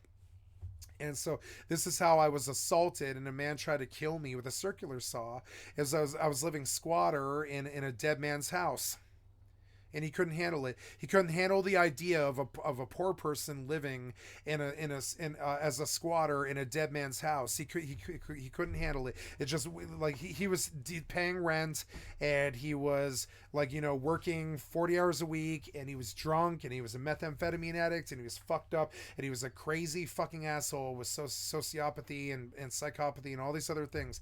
But the idea of somebody not going through the shit that he had to deal with every day just to live in the middle class, and all the shit that he dealt with every single day and all the work that he did, it just broke him. And we saw this a lot. We saw other middle class people attempting to kill lower class people just because they were so sickened with us and the problems that we had, that they were okay with killing us with circular saws and shit like that. Sure, you got a nice middle class life, but what did that cost you? I sent him to jail for 2.5 years. He had probation after that. He lost his family, his truck, his house, and all this shit. His middle class life, his middle class apartment that he was only paying $500 for when he should have been paying $1,200 because he had the place for so long and all this. He lost his rent control because he had attack a homeless poor person for squatting in a dead man's house, and that's the kind of politics that this kind of shit engenders. like if a homeless person were to There, move see, and these are the houses in the middle class. This is the house. This is exactly like the house that I was squatting in. It was being condemned because because the homeowner had been kicked out. They were the middle class and they'd been kicked out. So all these houses all over Denver were condemned. And for a while, the poor on the streets knew it, and we were living in squatters in the condemned houses of the city as they evicted the middle class out of the middle class. And there was all these middle class houses that were boarded up and fucked up in South Denver, outside, right in Denver University, where it's literally like $350,000 to $750,000 for the cheapest house there. But then they've got these boarded up apartments with all this wood siding and shit from a brand new apartment that they can't even get made because nobody will come to people will come to the city, but they can't pay the rent. And they're asking for this. They're asking $3,600 for this fucking 2-bedroom house in South Denver. They're asking $3,600 for 4889 South Sherman, right? It's like 4889 South Sherman. Now 00 is where the center of the city is. So if you're at 4889, you're 50 blocks from the center of the city, but they still want $3,600 a month for this 2 to 3 bedroom house. Do you see it? And so it killed the middle class. And so for a while there, we lived in the middle class's homes, and often they were dead. They were either dead from a drug addiction, or they had just faced a divorce and they had moved somewhere back to their parents' home or something, and they were just letting their house and everything they own get cast to the streets. And so you would see these wooden houses that hadn't even been built yet, totally abandoned by the middle class, with blue tarps out on their front lawn with everything they owned in the tarps. And yes, there was stuff like heroin and dope and porn and computers and Xbox 360s and Nintendo Wii's and shit in there. It's why we used to go up and down every street in the city when we were homeless in the streets. We would go search every fucking lawn that had an eviction that day, because you could easily go to you could sell the fucking shit that you found at the pawn shops and go get yourself enough for a hotel room and dope in the evening if you were smart about it. So there was this whole class of people that were looking for evictions in the Craigslist, and we would take like the $3, and it was like $3.25 for a bus ride for like 7 years, so you would take the $3.25 bus ride to whatever the fucking possibility was. You hear about an eviction or something like that, you get up there and you bag all the best shit out of the eviction and fill bags with it, and then you take it to the fucking thrift store, or to the fucking to the fucking pawn shop the next day. I got a computer and a 360 and a thing, and I need $100 so I can pay for the fucking motel room. And they're like, oh, motivated seller, huh? I'll give you like $225 for the lot, and they'll just take that shit from you. They don't care. It was the city that was destroyed from the inside when they killed the middle class. So the middle class sold everything they owned. I sold everything I ever owned. I sold every game I ever owned. I sold every system I ever owned. I sold every piece of clothing I ever owned. I sold everybody I knew did too. They either kept their houses and they kept their jobs and they weren't drug addicts and they kept the straight and narrow and they managed to stay above the board, or they had problems like the rest of humanity and they sold everything they owned, and eventually they were living out of a backpack and they didn't even have a laptop anymore. Out of town. Let's see, write down this. I know where this is. This is a DU neighborhood, 4889 South Sherman. I know exactly where this is. This is 4889 South Sherman. I went up and down these places looking for evictions every day because all these middle class people would throw their fucking silver out in the fucking streets and their china and shit. And so there was a whole class of lower class people that knew that the middle class was dying, and we were making a living off them. We lived off of the shit that they tossed in the dumpsters for 5 years. It was insane. They would toss weed in the dumpsters. They would toss heroin. They would toss computers and all kinds of shit. They'd be like, well, I've lost my home, can't pay rent anymore, and I don't value this shit. I've got no place to store it. So they would just toss their entire lives, all their computers, their porn, their fucking snowboards, their shit in the fucking dumpster in the back alleys and shit. So for 4 years there, I would go up and down the alleys of the middle class neighborhoods every single day of my life with all the other fucking middle class homeless people, and look for middle class leavings in the back of middle class houses. And sometimes you find bags of weed. You would find snowboards worth $100. You find $400 pairs of Oakleys that would sell at the fucking pawn shop and shit for $75 a piece. You would find silver and golds and all types of shit because the middle class had a lot of money, but not when they can't pay rent anymore. sale. Now, when they can't pay their storage locker anymore, Oh, the storage good. lockers were entirely sold out. Past the year 2016, you couldn't get a storage locker in Denver. If you tried, you'd have to join a waiting list for 18 months because they killed the middle class. Everybody that was living in these houses suddenly started to live in these places, right? All the people that normally looked like this, right? They were living in places like this. And that's what happened to Denver. I consider it to be the death of this country when they killed the middle class in the experiment city. They dropped the Hiroshima bomb on America, and it's called Denver. Were to move into your house when you're out of town. Yeah, when you're, I'll move into a person's house because once I'm in there, if I've lived there for a day or I paid money for it or whatever, I've got squatters' rights, and even the homeowner can't take that place back once you've got squatters' rights because the politicians knew if they didn't give squatters' rights to the middle class, we would have hung them in the streets right outside the Capitol building. If they didn't let us have squatters' rights and try to maintain the homes that we had kept all of our lives, we would have hung them outside. We would have hung them in the streets outside the Capitol building. Squatters' rights needed to be there. As each middle-class person ended up living in their fucking Subaru at the Walmart, they began to understand how powerfully important squatters' rights actually were, and they wouldn't back down on that. So yeah, like privileged, like middle class Republicans will complain about squatters' rights because they've never been poor or homeless before. But until you've had your home taken from you, you don't understand how really important squatters' rights are. It's the 3 months that you have before you face the streets. 3 months is a long time.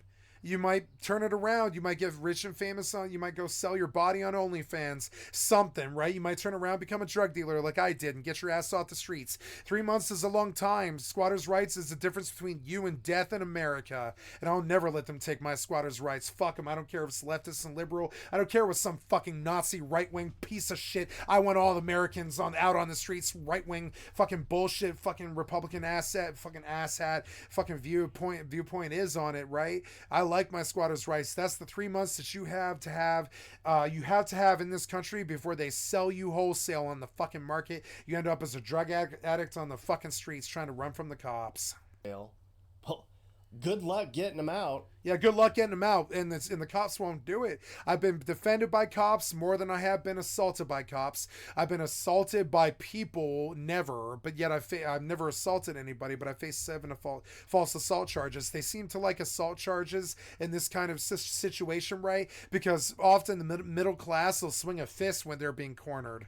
A middle class person will swing a fist when they're being cornered because usually they can pay for a lawyer or a doctor to get them out of whatever the fucking consequences of swinging a fist might be, right? But but if you're freshly poor, you might still throw a fist before you think about how no one's paying for your health insurance, no one's paying for your job, no one's paying you income, no one's paying for a doctor, no one's paying for income while you lie in bed and get better from broken ribs after you trespass somewhere and somebody sat on your ribs and broke your ribs, you know? Nobody's thinking, you're not thinking about who's going to pay for that money, and it turns out nobody does. So to get a squatter out of your home. You see all these like middle class $50,000 cars and these middle class like $500,000 houses and stuff right down the street from the fucking tent shanty. I think the homeless in Denver have more rights than the working taxpayer. I do. I'm saying that I have rights as a homeless person in Denver, more so than a taxpayer does. I would say in a middle class home, I have more rights. My rights will be infringed less. And that's the weirdest thing. So one of the reasons why it looks so okay for all these people to be down here is it's actually really, really genuinely hard to oust them. The cops won't do it. Nobody will do it. This is the middle class. You see all the middle class clothes they're wearing? Fucking $30 pairs of pants from Walmart. Fucking $30 to $50 to $70 shoes. He's paying to feed a dog. He's got like all this luggage and shit. He's got like all this other stuff. He's got a drug addiction that's between $50 and $150 a day, and the reason that they can swing all that is because they're the middle class and you killed them. They had jobs before this. They knew how to hustle and make money before this. Welcome to America, I guess. Welcome to Denver, I guess. It's not America, it's Denver. I don't think anybody in the world except for Skid Row and Los Angeles ever faced anything like this. I mean, maybe LA, New York, and like Denver, Chi-Town's seen this, Seattle, Austin, a few other major metropolitan cities have seen this. But there's only about 15 or 20 cities in the U.S. that are actually like this. It's the cities where they killed the middle class and constrained us to the streets. And that's not good. If you never been straight up demoralized and disenfranchised and disaddressed, right? Disaddressed, you know. You never know what it's like. You oh my god, Urban Peak. I've been in and out of Urban Peak all of my life. That's fucking 15th and Stout. This is where the homeless teenagers come. It's the peak, right? You have to be under 18. All these people living in these tents, they're under 18. Or they're old people living with young people, which is even worse. Now, some people say, stop with the handouts. Don't let them live in public. I haven't given $1 to a homeless person since 2013. I don't believe in handouts, and I'm the most poor. I mean, I'm not the most poor, but I'm definitely one of the most poorest people you'll ever meet. I've lived off of $7,000 my entire life, and I don't give money to people because that means giving away my $7,000. Them money and health care and needles and water and food. Yep. Needles are sometimes $50. Eventually, they'll have to get their lives in order. Yep.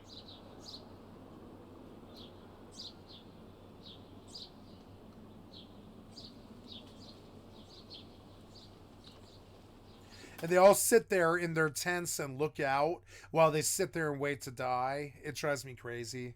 See, The latest they're always looking out their tents at you, waiting for you to pass by, looking at you like a mark. mayor, It drives me a crazy. Democrat named Mike Johnson. He has good intentions, I'm sure. I mean, Yeah, I'd hope I would say he he wants does, his city to yeah. get better. But I don't He got think this is elected it. here on the homeless solution ticket. He says he wants to house everyone in Denver, and the mentally ill are going to get treatment, and the addicted are going to get treatment, and everyone's going to get job placement to get back on their feet. That's the exact same thing they all say, and nothing ever gets done. Los Angeles spent You see how they have middle class things sitting here? Like, you know, that's like at least a $300 to $700 computer. That's at least like all this stuff. The bikes, $300 to $700. The tents, $300 to $700. These aren't poor people we're talking about, not really. You see, they've all got the effects of somebody who's lived in the middle class before. They've got denim shirts and jackets and stuff.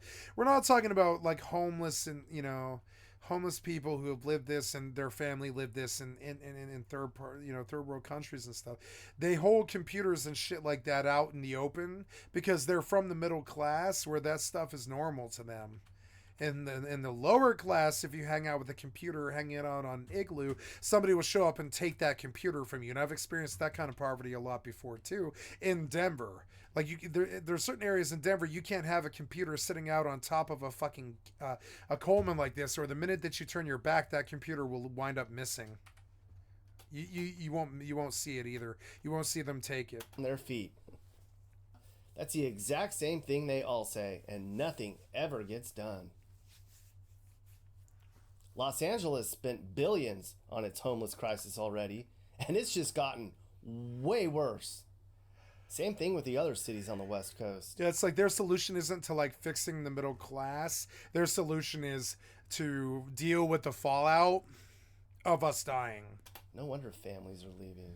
Yeah, man, like people are leaving, man. Like I left Denver. I don't know. You couldn't pay me to go back. My best friend got married, and I thought about how this place could snare me again with addiction or capture me while I'm there, or maybe I see my ex or something, or maybe something. I'm so scared of getting caught up in this again that I won't go back to see my best friend's wedding.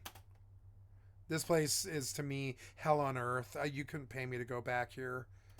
And it's not that bad of a city. It's like top 10, top 20. It's now great, Denver's but starting to see the impacts of all this. Yeah, I'm starting to see the impact of it where I don't trust any police officer ever again. I don't trust any fucking politician ever again. I don't trust any official again. I won't vote for them. I don't believe they're stopping the software development crisis. I don't believe they're stopping the fucking poverty crisis or the homelessness crisis. I don't believe they have any of our interests at mind. I don't think they care if we die on the streets.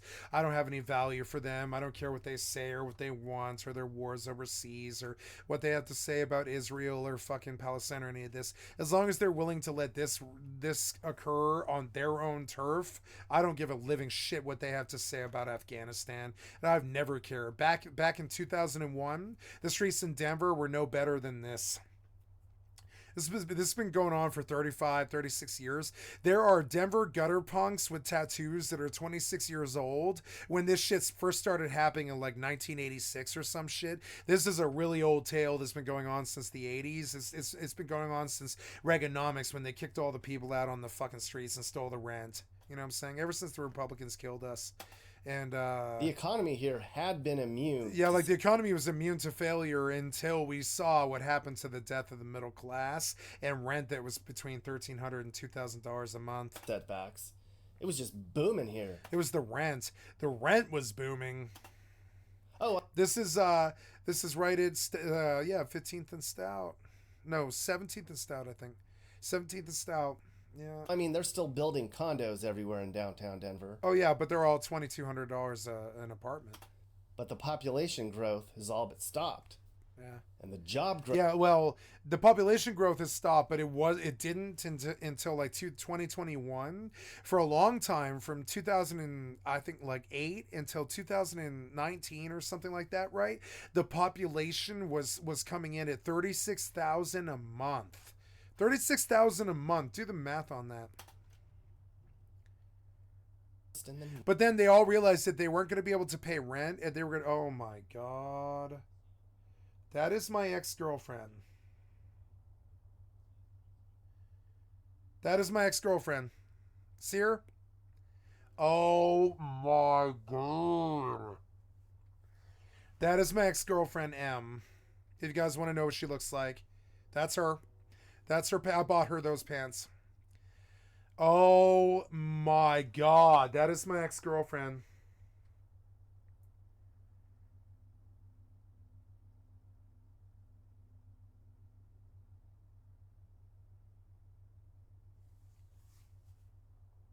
Oh my God. Oh my God. How old is this video? 4 days ago, huh? The second lowest. Okay. 951. Oh my God. I've got to make a note here. Excuse me just a second, guys. I've got to tell her sister. Oh my God. I thought my ex was dead. Tell me that's not M. That's M. That is M. I can't believe it. I can't believe it. I need to talk to her sister. Tell me that is not M. Tell me that is not M. I have to contact her sister. Oh my God. Tell me that is not M. That is M. I know those legs. I know that body anywhere. Yep, and it's been 6 years. It's been 6 years now. I thought she was dead, but she's still alive. Tell me that is not M. Tell me that is not M. Okay, skip to 9:51 of this video and tell me that is not your sister. That is your sister. Oh my fucking God. Okay, tell me that is not your sister. I saw your sister in a fucking Denver homeless video. Okay, skip to... Okay. I have to open my, my messenger right now.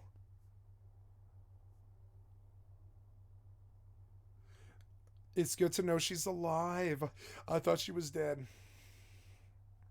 It's actually so good, but I mean, her life is so bad that death would be a like a surcease. I hate to say it. Okay, I'm gonna link you a video. Where is this? Did I unfriend her? I think she did because she's drug friend. I think I unfriended her. She's drug friend. Oh no. No, no.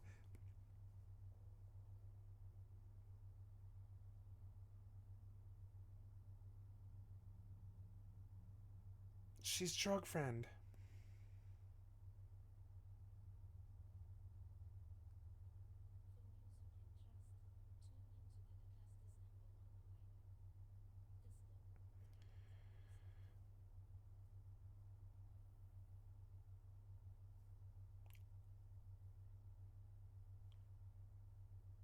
Ah. There.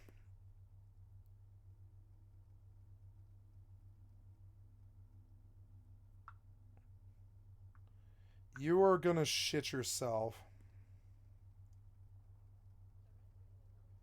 You're gonna shit yourself, I think. But look at this video.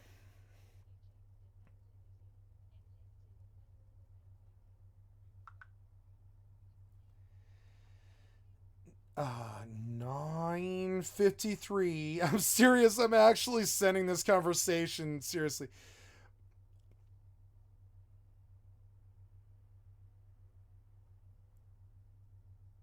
Tell me that's not M. Tell me this is not M. Tell me this is not M. I'm actually sending this. I cannot believe this. Tell me this isn't.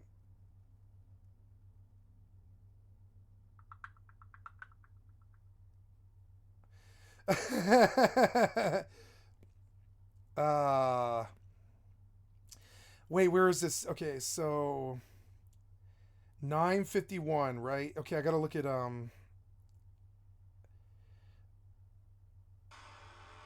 Tell me this isn't M. That is M. It's M. It's M. I nailed it. Hold on. There it is. I want to link this. I want to link this.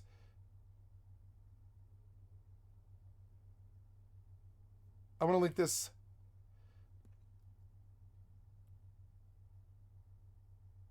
Tell me that is not M.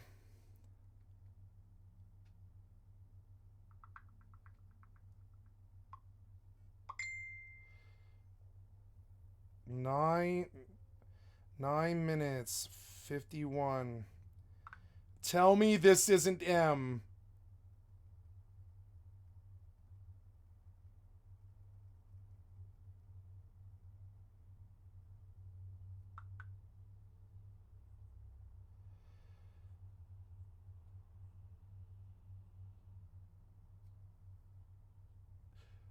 I shat myself. I shat myself.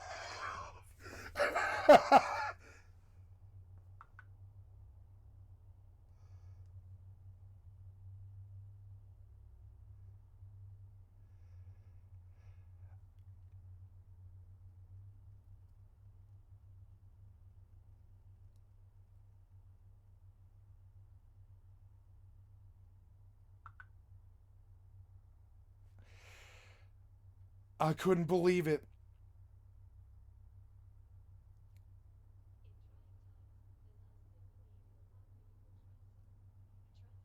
That's M. That's M. It's M. It's M. I can't believe it. She's alive. I thought she was dead. I thought she was dead.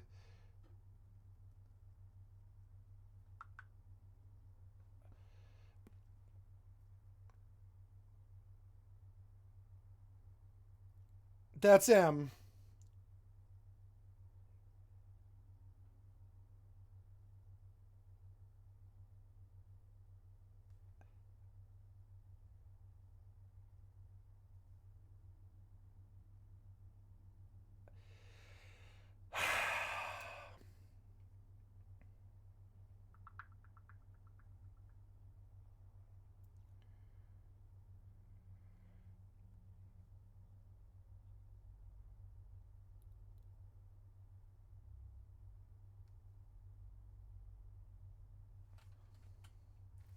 Growth in Colorado is now the second lowest in the nation. That is M. That's M. It's M. It's M.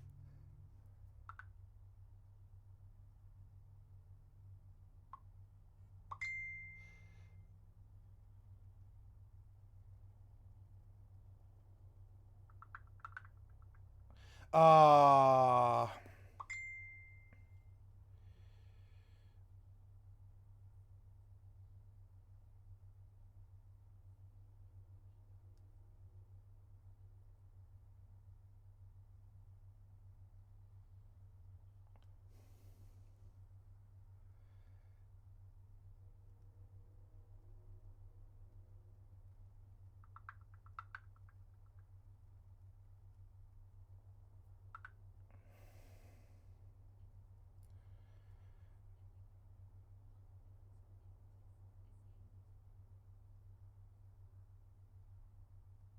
That's M. That's M. I can't believe this. I don't know how I found it.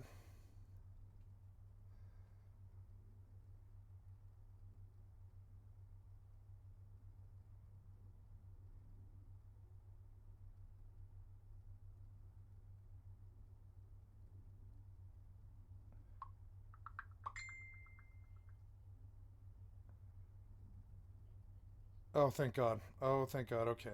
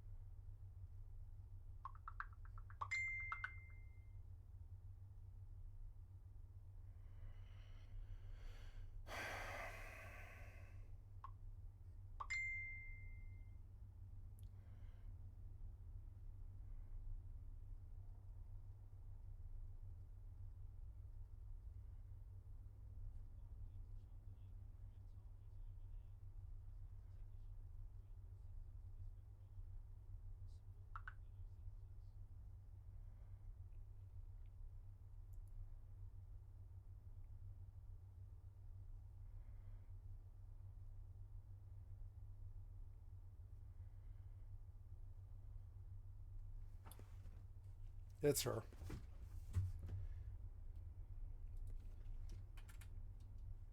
That's her. Growth is all but That's M. That's M. I'd know those legs anywhere. Oh my God. stopped. And the job growth in Colorado is now the second lowest in the nation. In a lot of the hotels downtown, they have to lock the doors at night to keep the bums out. And if you're a small business owner and you're getting your windows smashed, or your customers are being assaulted, or bums are pooping on your stoop, well, too bad. There aren't enough resources to help you, nor is there the political will.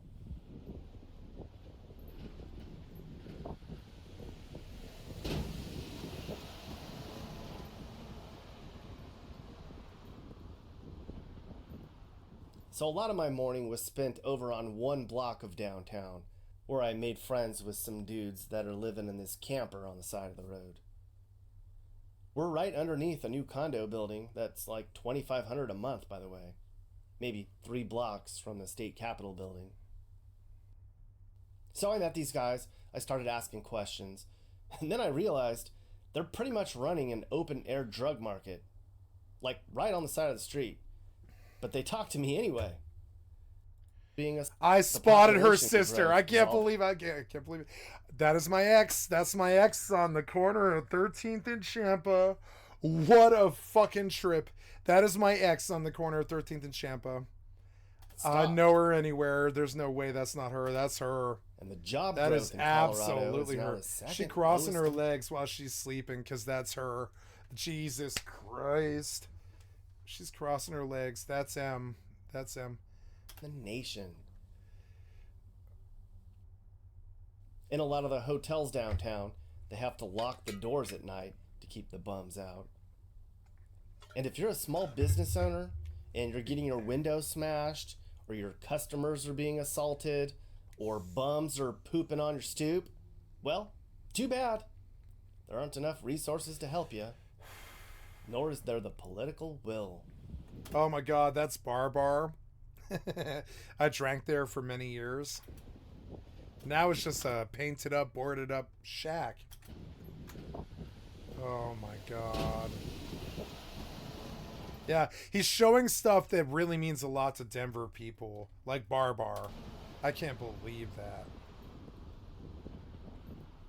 So a lot of my morning was spent over on 1 block of downtown, where I made friends with some dudes that are living in this camper on the side of the road.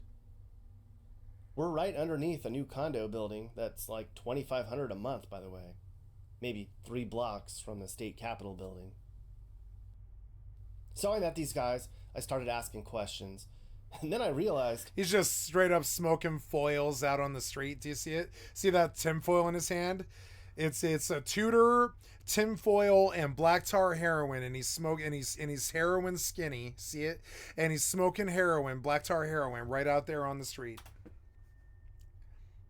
I started asking questions, and then I realized they're pretty much running an open-air drug market, like right on the side of the street. But they talk to me anyway.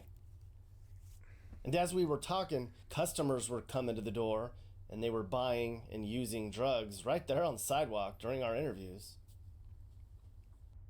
This is Perry. He's been out here for about 5 months. He used to make $100,000 a year in construction until he got hurt on the job. He showed me the injury. Oh! Was totally gruesome. I was like, dude, you need medical attention for that. He said he's gonna wait for his hand to heal and he's No, gonna you're gonna wait for your hand to fall off like Heroin Bob. go back to work. No, you're gonna keep doing heroin until Heroin Bob's hand fell off. Yeah. And until then, Until he's then, just gonna live in this camper just gonna deal. downtown and deal drugs. He told me that. Yeah. He actually tried to scold me for being late for the interview. I Wow. thought that was amusing. Oh my God! I thought that was a kid I knew for a second. I was like, driving all around. I think you being late caused us to pee because we were looking for why do you have a fanny pack and a pink shirt? something Once an new. authentic interview, so you need to take your shirt back off. No, man, let's just we do one at a time, just up to 5 minutes each. Okay. But it's a lot. It absolutely is. What's your name? I mean, Perry. Perry. Yeah. Can I see inside? No. Is that right? I just want to see. I don't know what it. How, Like I said, this was kind of just gifted to me. Yeah. So literally pulling everything out, okay. cleaning it up real Yeah, fast. smart. That's what I would do too. Yep. This is going to be an area where, Yeah. I'm going to throw 2 little couches in. See, we all work construction. When they kill the middle class, the job that you can get when you're dead and you're living on the streets is construction. There's Yeah, dude. You see it?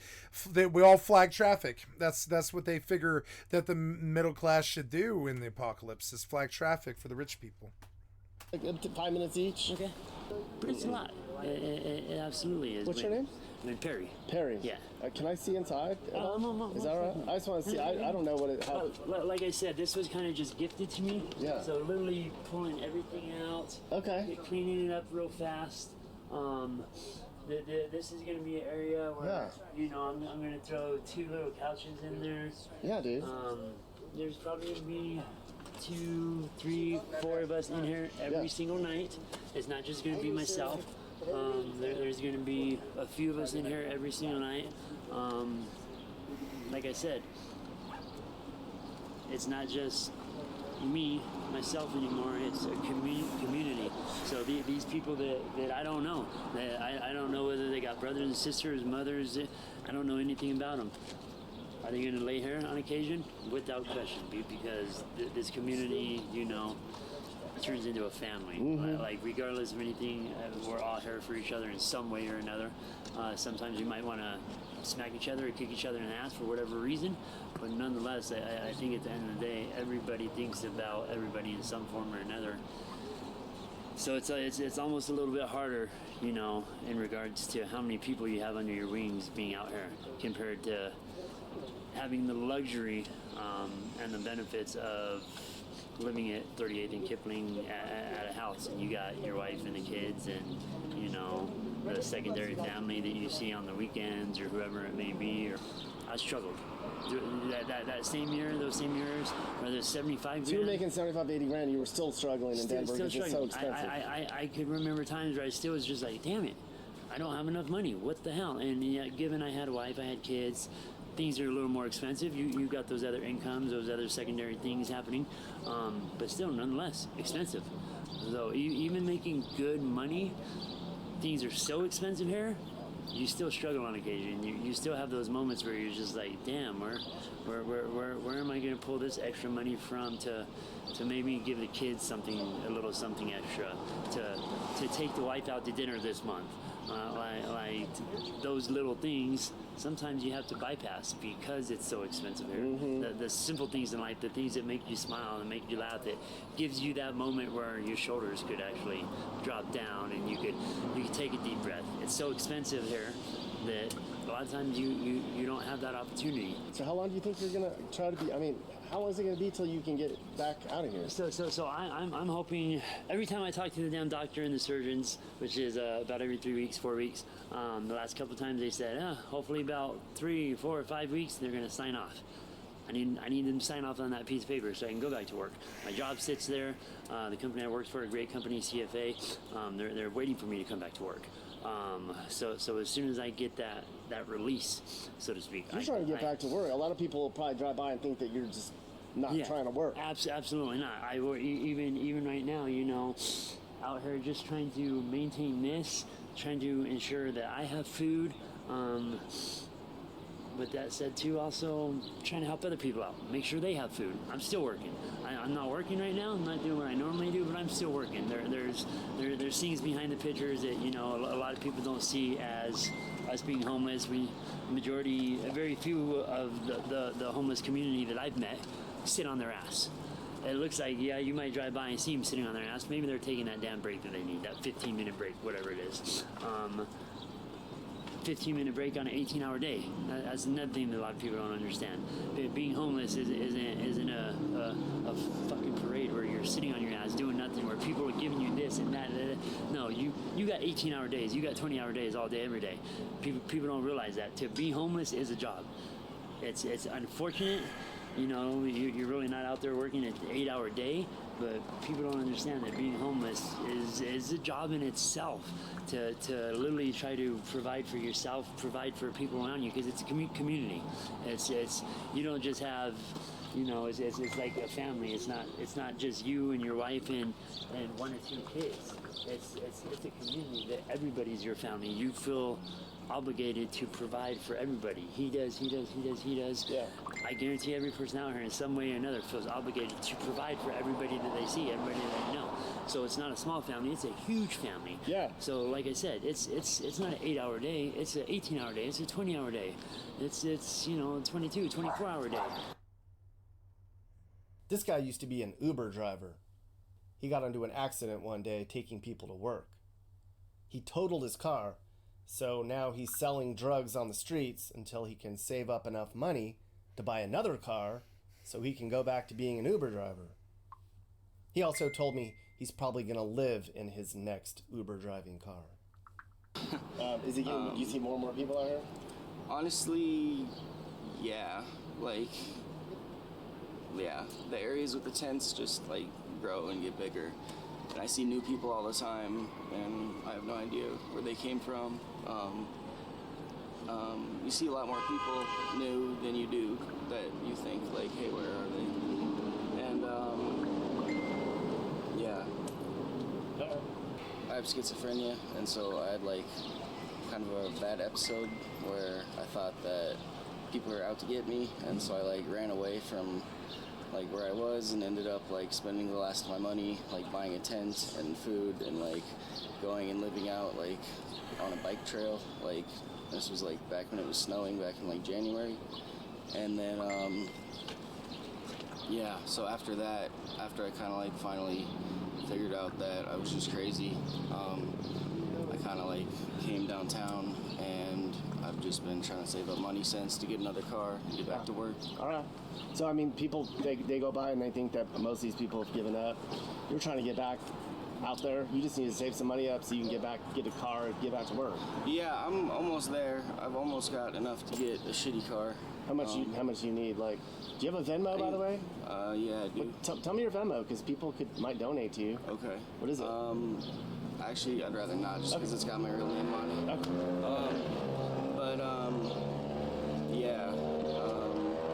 So you're working to get back cars and get back out. Is it like, how do people afford fucking Denver though, dude? Like, oh, it's so expensive. Yeah. Like even if you get a car and you get money, you're still going to be trying to save up to get back into an apartment or something. Yeah, I don't. Once I get the car, I'm going to probably be living in the car for a while, and I'm going to have to just work hard doing Uber, and that's why I was staying in a hotel before. I didn't have an apartment.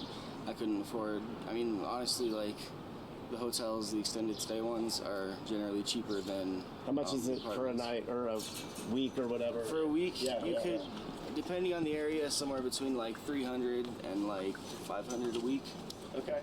And so like 1,200 a month, maybe 1,600 a month. Yeah. And you can make that Uber Eats. Yeah, I can do that. I can make 300 in a day. Plan, yeah. Okay. Yeah, because I mean, for people that drive by and they see you guys, like, these people have given up and they're not trying to do shit, and both of you two have a plan. You're trying to get off the streets. Well, honestly, a lot of these people out here have given up, and so I just happen to meet the first two people that have a plan. Yeah, I guess. I mean, yeah, that's really the way it is. Like, some people, you know, like, you see them around a lot and eventually they just disappear, but there's other people that have been out here for years, and, you know, I was homeless before years ago, and there's people that I still know out here that have been homeless the whole time. This is Mateo. He wanders the streets while he waits for temporary housing to open up. He's a Navy vet who has cancer, so he can barely walk. He takes fentanyl throughout the day to take the pain away. He was one of the customers of the open-air drug market I hung out in. And after he took his morning hit, he came over and talked to me.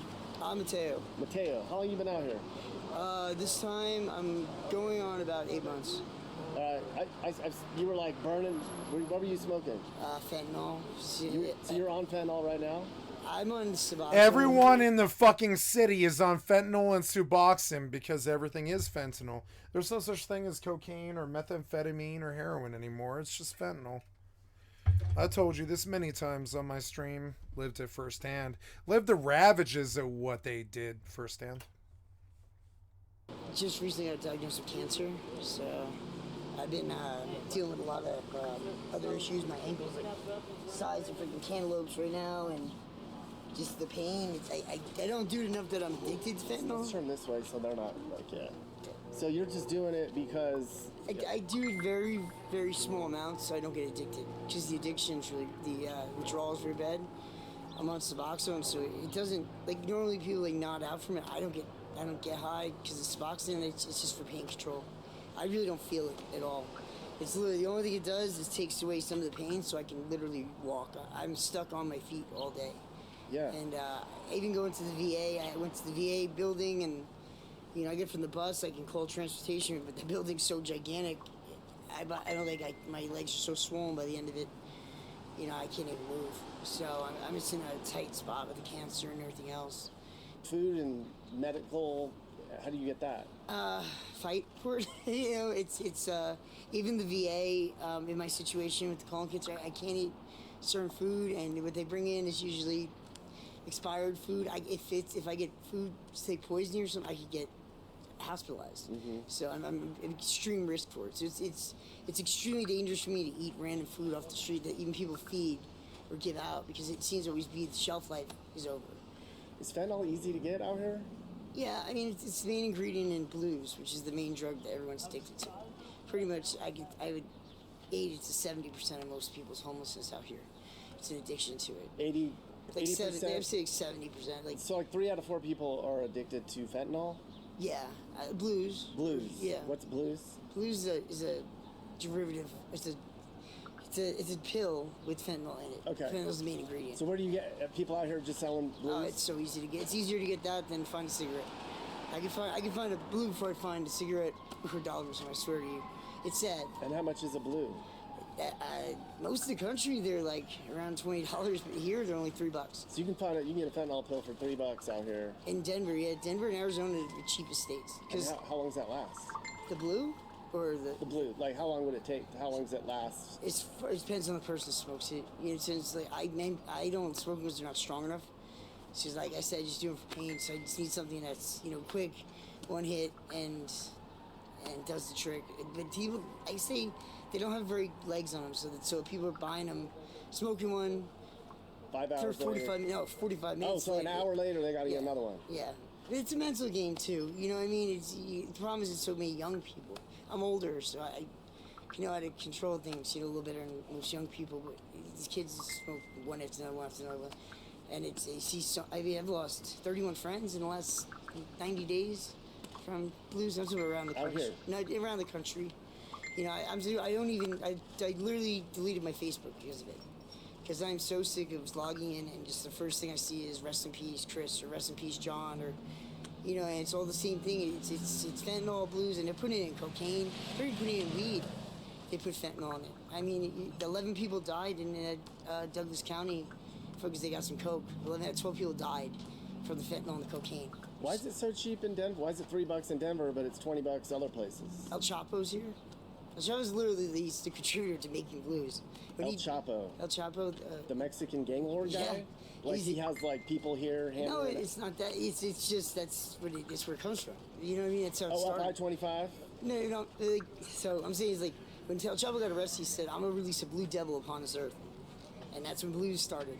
And that's why they're cheaper here is because that's just here he is. I mean, that's the assumption of the matter. There's no actual facts of what it is, but it makes sense, honestly. I mean, everywhere else is $20. Why are they here? They're $3. Then they actually invited me inside and explained the latest drug culture to me. So what are those? Those are blues, but they got colorful ones they call Skittles too. All right. And so they got the M and the 30, so they look like oxys. And those are all. How much do those cost? Wholesale, as low as 50 cents, even lower if you're buying a shit ton. But retail, like up to $5. And that's like got fentanyl and oxy in it? Just fentanyl. There's no oxy. Okay. What's the white thing? The white thing, that's just pure fentanyl powder. How much is that? That piece right there could be like $80. You just touched it. I hear you're not supposed to touch that shit. Oh. I'll be fine. That's just easy to get out here, huh? Yeah. Damn. All right. How many of those do people usually take in a day? It really depends on the person, but so what you do with the pills, you put them on a piece of foil. And you smoke it? And you smoke it. Yeah, I saw people doing that. Some people eat them, but like not people on the streets. People on the streets smoke them. Does it last longer?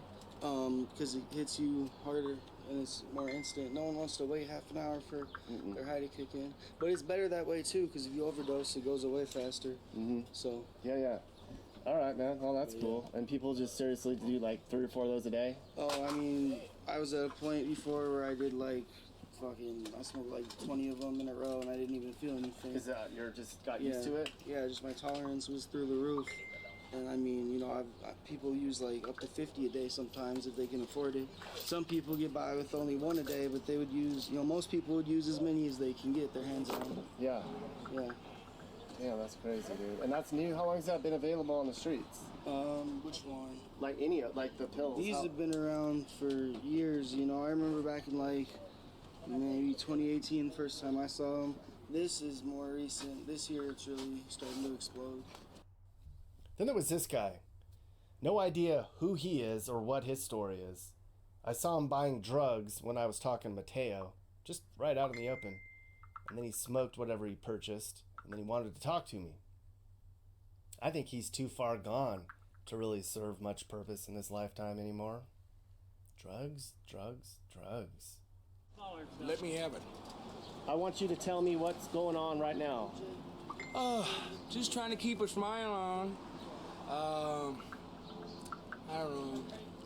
My grandma probably old and dead by now, and I miss her, but if it weaseled out of the family, then ain't no way to got it, you know? Almost like they caught the plague, you know, and sure as hell can't live there as some junkie. Yeah, for smoking weed in high school even. How long you been out here? I don't know, for about, I think 7 years by now. 7 or 8 years. Do you have a plan to get back in a house and shit? I'm on disability, yeah, but that's like $2, you know, $2 a day if you add it up almost, something. So it's like, you catch the jackpot doing something like that, or you get thrown in the gutter. Yeah. Yeah, but I do tattoos. You're a tattoo artist? I did this, and I won code on the mountain range. Okay. Yeah, and I did a mountain range under there, too. So what do you think about the way the country's headed right now? Well, I don't know. COVID and everything else. Targeting almost, you know what I'm saying? Well, good for me. Got something out of it. But you gotta do something while you're trying to stay good in the hood. Walking around all day, you know, for free. Mm-hmm. All that public entertainment, you know, that's not good on self-esteem. Try and get a girlfriend, you have to drink out the ground. Where do you sleep? Like, do you have a tent around here? I don't like to. I don't like sleeping in tents, yeah. I used to. Yeah, I don't know. I just walk around most of the time, so someone says, well, he's good with a lawnmower. Yeah. Exactly. Are you gonna get some shoes, some new shoes? I hope so. I don't know. They're just too long for me. And all right. They're not the fancy New Balance, you know. No. Or the pants is too baggy. Yeah. All right. Well, the sparkly tattoos, I don't know. I like to say they match the teeth, you know. And then another via hatred toward the Caucasian race, saying it ain't nothing there. You know? Yeah. And you know what people say jump-started all of this in Denver? Legal weed. It was in the glorious year of 2012 when Colorado residents lined up in big numbers to pass a bill that legalized pot. At the time, it was groundbreaking. And then every stoner within 1,000 miles came here. And then their friends came. And a lot of them never left. And now they're just coming here to come. Word's out across the country. Head west, young man. Haven't you been told? They let you do drugs and lay around and cause problems, and you don't even get into trouble. Too bad for Denver that they're the furthest east bum magnet. Kind of like the Ellis Island for all ye who want to head west to drop out of life. It's not just the weed, though, anymore. That's the last thing they have to worry about at this point. I-70 is a big drug corridor for all that illegal crap that comes up from Mexico. The hardcore stuff that makes people act like this.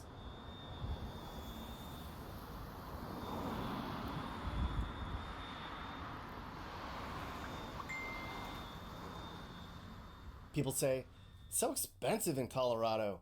What do you expect? And that is true. More and more now, there's older folks who are winding up on the streets because of rising rent. That is terrible. But most of those people wind up in temporary housing. You don't really see them. Most of what you see on the sidewalks like this is a lifestyle choice.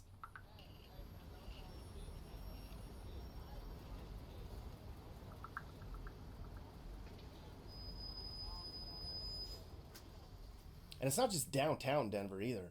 It's spreading all over this city. The bums have made their way into the suburbs now.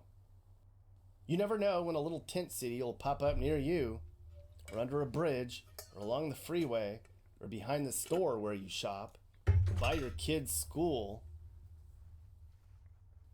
Some people now say this is the Portland of the Rockies.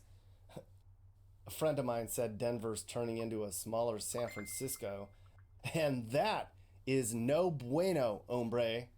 You do not want that. All right, so what does Denver need to do to fix this problem? I think they need to coordinate with people that are homeless, not people that aren't homeless. The people that are giving information to them and doing most of these studies aren't doing what you're doing and talking to homeless people. They're just saying this is what's best for the homeless people, but they've never been homeless. How do you know what's best? You know, they got us scared around. I mean, it really sucks when you have to move every 2 weeks, you know, and then literally what's the point? Because 3 days later, people are right back in the same spot. You know, if you let people actually stay where they were or give them more housing, which is I understand would take time, but giving us a place where we actually can stay, you know, because we lose half of everything we own every time we move. You know, most of us don't have trailers and stuff like that. We have tents, and it's just us. So we can, like, carry what's on our back, you know, and that's not very much when you have a tent and everything else, you know, food and stuff like that. So the city doesn't come down and talk to you like I am? No, never. So if they did come down, what would you guys tell them you need to fix this problem? Resource officers, I think it'd be really important. I was a resource officer for the VA, and I'm amazed at how little, I mean, almost everybody knows about what's available to them. And they're just isolated to what is around them, you know what I mean? And it's not that hard to get to these things. And there are things available, yes, but it's the time weight on it because of there's not many people to handle it. They're very small business, they're very small offices that can only handle so much, you know what I mean? And they do help, but people don't know about it. Well, I mean, do you think a lot of these people would even go to help if they could get it? I think if they had a actual experience with it, and you know actually had it, like it's hard to trust people. It's hard to leave your stuff, and it's hard. A lot of people are stuck where they are, and I think if people came out more, and I am noticing people coming out, but it's too little, too late. It seems like. So resources, food, temporary housing, medical, Medicaid, yeah, stuff like that. I mean, Stout Street Clinic's a good clinic. Job placement, counseling, all that shit. I mean, the job thing. I noticed the big thing I noticed with jobs is that I have a cell phone and I have nowhere to charge it. And I have literally keep missing calls from jobs that literally were like, oh, sorry, you didn't call, so we went to the next guy. You know, and that was my problem. My phone was dead. I mean, I live my phone's 80% of the time. It doesn't seem like a big deal, but it is so difficult to find power in this area. And when I do, they almost got arrested for trespassing or stealing power, and it's not my intent. I go to Union Station, it automatically flags as a homeless person, get out. And it's just, you know, I can't afford to spend $10 on a drink or sandwich just to charge my phone for an hour. Yeah. You know, and I noticed that's been a big issue with me as far as, because I can work, but the jobs that I can actually do are so rare and so... And then you miss a call because your phone's dead. Yeah, and that's it. And I lost the job. And that's the sad part. You know, I get clothes. I have more available than most people because I'm a veteran, but that's, you know... It's available. I know people that do know it's there, do take advantage of it. For a majority of people, at least. So, let's talk about solutions. Well, there aren't any. I covered that part of the video. In the short term, Denver's teamed up with a nonprofit called the Colorado Village Collaborative, or the CVC. They've basically set up these safe spaces around town where they let the homeless people live in these tents in a supervised What does this remind you of? environment. Concentration camps. They give them clean water and food, and the place is locked up, and there's a bunch of rules they have to follow. There's about 5 or 6 of these little villages in different parts of downtown, and there's plans for more of them. But they are not permanent, and they cost a lot of money. Denver's spent $12 million in just the last 3 years on this. I'd imagine they're going to have to spend $12 million more at least. I tried to get the spokesperson for the CVC to talk to me. They wouldn't. They never do. Okay, well, It's been weeks. Try Evelyn. She's the second one. She's our communications manager. All right. Well, I only got today, so I've been trying. Dude, I've been trying to get them for. I told them I was coming. Nobody cares, dude. They don't fucking care. Well, what are you doing? Just like an expose type of thing? No, Denver has a homeless problem, so I went downtown and talked to those people about their shit, and then I came to say there's alternatives, and this is cool. Yeah, that would have been really good. I know. I know. I even went there, and I talked to 2 of their staff at the gate. They wouldn't let me in, which is fine, but they wouldn't talk to me either. I wonder why. What's up, man? Oh, I can see you in there. Okay. I don't know who you are. How are you this morning? Good. I'm just trying to do a little interview with somebody at the... Okay. I thought you were one of the clients at first, and I looked at something like that. What's up, man? That would have been against the law. I'm good. It's all right. Hey, you have a great day. All right. Hey, I'm doing a little YouTube video on this thing. I think it's really neat. Is there anybody I could do like a 1-minute interview with? Like a resident or staff? Staff or resident. Let me make sure that's okay. I'm gonna talk to this gentleman out here really quick. All right, man. Tell me, like, this is cool. Like, tell me about this place. But just outside the gate was a guy named Robert who's been staying here for a month now. He talked to me. I can't understand. Yeah. My name is Reginald Taylor. I was on the streets, and Mr. Head, who's the director here, invited me in. You have to be invited into a place like this. It's a decent place to keep you off of the street so that you can keep your belongings. Do you have permission from our director? I've been calling forever and nobody ever called me back. So. Okay, we do need to have permission for that. Can I talk to him? As long as it's offsite. That's his. Yeah, is this considered offsite? Yeah. Okay, so I can't do an interview with you? Let me ask. I don't want to get in trouble. But, yeah, go ask. It's cool. It's just it's informal. Just tell me about it. That's all. Okay, cool. Yeah, What's man. your channel? Okay. Nick Johnson. Nick Johnson? Yeah. You're a local? No. Oh, where are you from? North Carolina.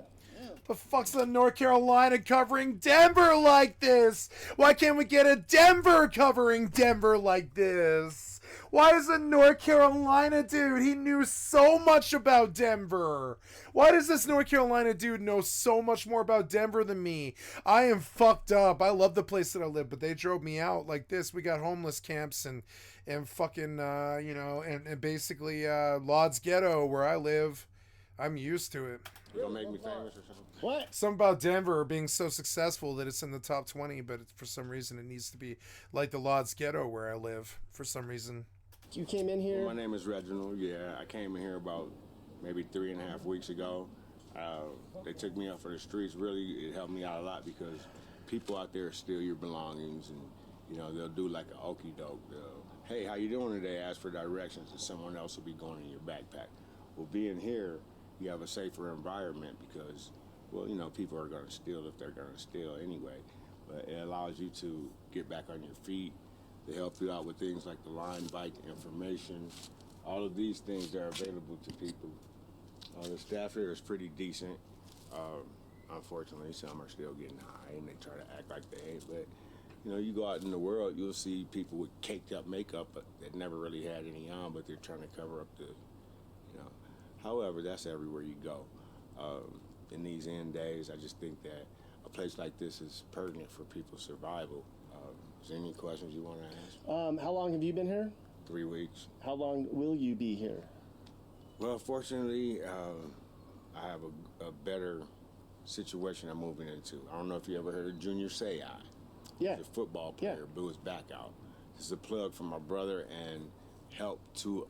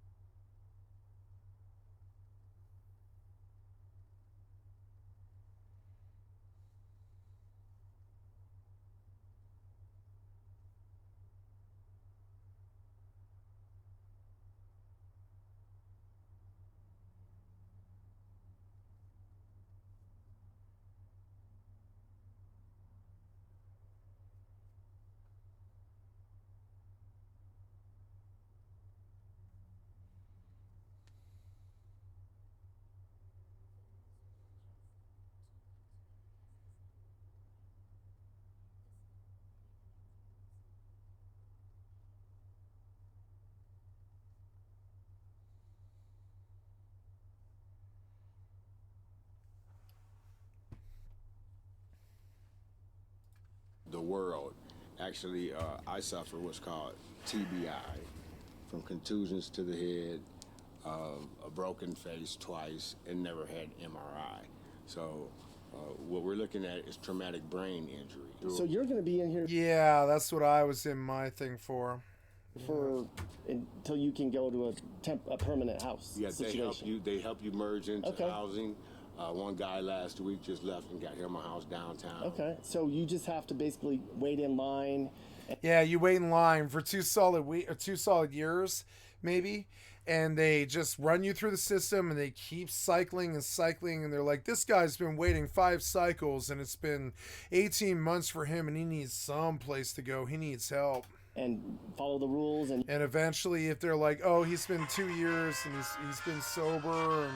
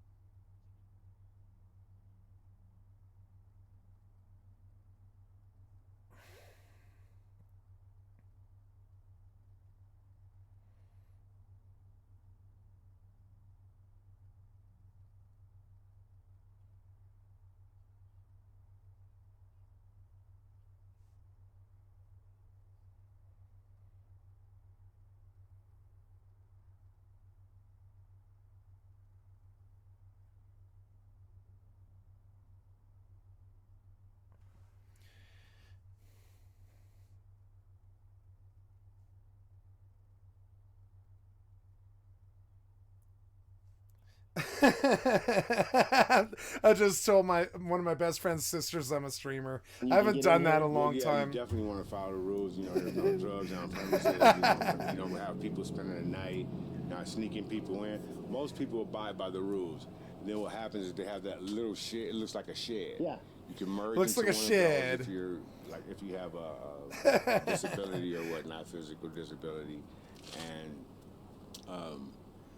it helps you get back into society, like tap into resources that allow you to, move on. So all those people downtown, they just don't want to follow the rules? No, they don't want it. See, when you don't have structure or rules, if you're getting SSI, whether you're getting that or not, people sell their food stamps just to get more drugs and, keep it going. But if you really want to change your life and you want a stable place, these are the people to come to because they help you merge into. Get him to stop smoking. Yeah. Get him to stop smoking that black tar.